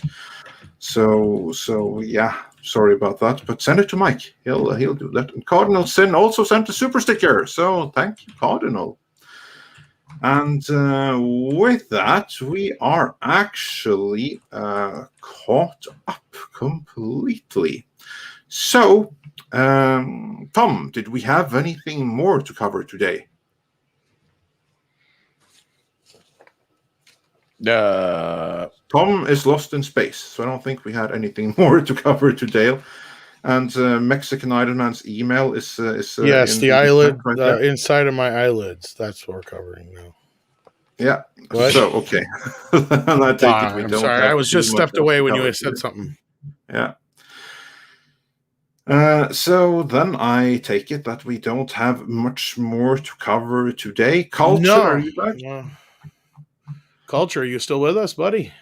I think he's on a work call. Step out. Yeah, he had to step out to take a work call. But in any event, everyone go check out Culture Casino's channel. He does some great stuff over there, as do of course the others on the panel. So Paulie, go check him out over at the Latino Slant.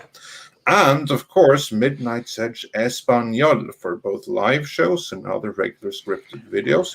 There will be a new scripted video in Spanish coming very soon.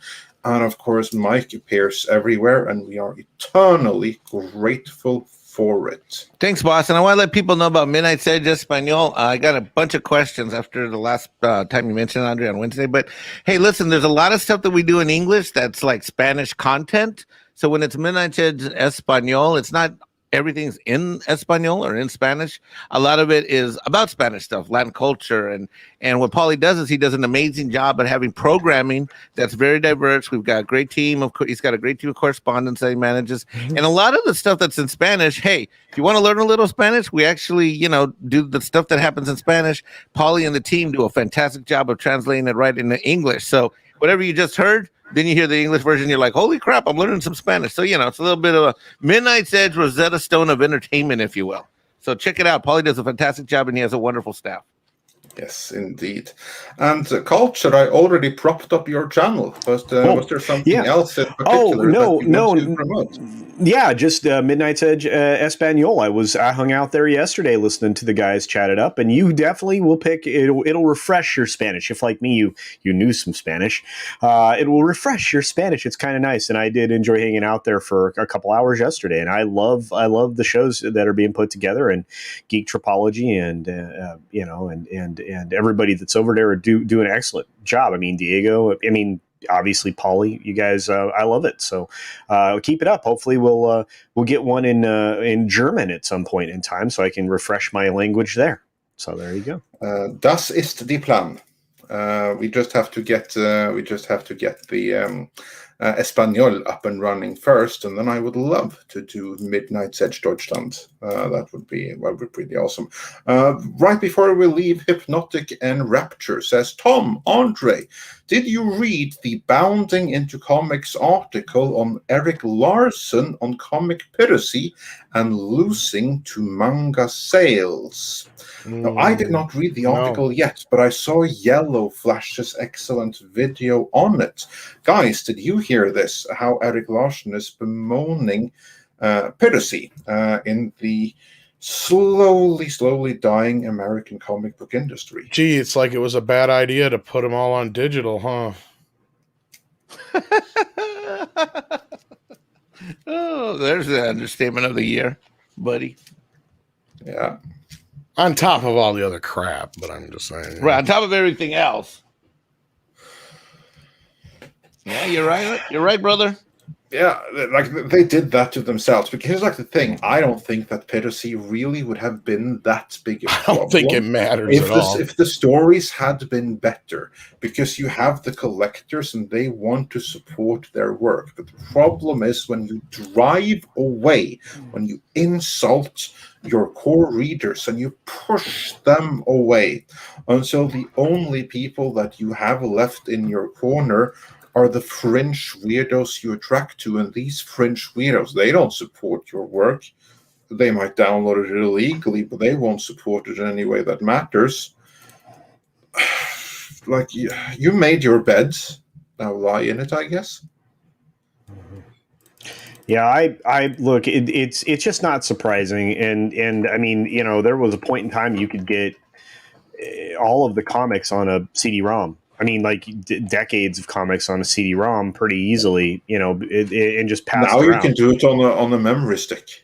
Yeah, it doesn't even matter, and it's a real shame. And in the article, Eric went on to talk about the fact that maybe Marvel and DC don't make any new comics ever again. Maybe they stop new comics going forward, which, that's quite possible. It's not a profitable venture. Right. And, now that they've rolled that with Disney rolling Marvel into the different publishing effort, that's maybe that's the ultimate thing that'll happen. But look, there are parts of the industry that are not struggling. Look at Alterna. Look at the independent folks in Comicsgate and Comicsgate adjacent comics out there. They don't struggle with piracy because they don't hand things over digitally. Right. So. And that's one of that's something I was about to. I've been in the comics a long time, and then for a while I tried doing the digital thing. More recently, last couple of years, with the independent comics movement going on, and I'm a huge backer of so many different titles, and in comic from Comicsgate, Indiegogo, etc. I got to tell you guys, it's not. It really does make a difference. It definitely makes a difference when I read a physical book. Like, for example, I just ordered Cameron Paja's book. I just got Swords, and I started Swords the other day. I'm on chapter 4 or 5 right now. And, I could have gotten it digital, and I've read a lot of stuff digitally, but it feels different and it sinks in differently when you're holding the book. In comics, God almighty, it's even more so the case because I don't believe you get a true appreciation of the depth of the art unless you have it in your hand. I really don't. So, I don't know. There is absolutely a point to be made for that. But with that, we are fully caught up. So I would like to say thank you to everyone on the panel for being here. Paulie and Mike, thanks for getting up early. It's always a pleasure to have you here. Culture, thank you for dropping in. Again, it's always a pleasure for when you do, and our door is always open to you. And I look greatly forward to exposing both you and and Paulie to Star Trek Picard Season 1 in full, and have Mike do the best clips and everything of it. That's going to be a real hoot. And also just imagine then, that way you'll be fully prepped for when we do the weekly reviews of Picard Season 2. I'm going to clip in some music as they watch, as Picard starts, and I'm like,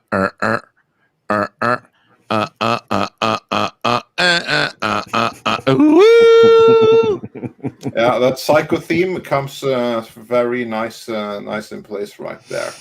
And also, I would like to say thank you to... I'm half awake, and I know that was Jaws. That was Jaws. Well, the psycho theme also will fit really Psycho well is dun, dun, dun, dun, dun, dun.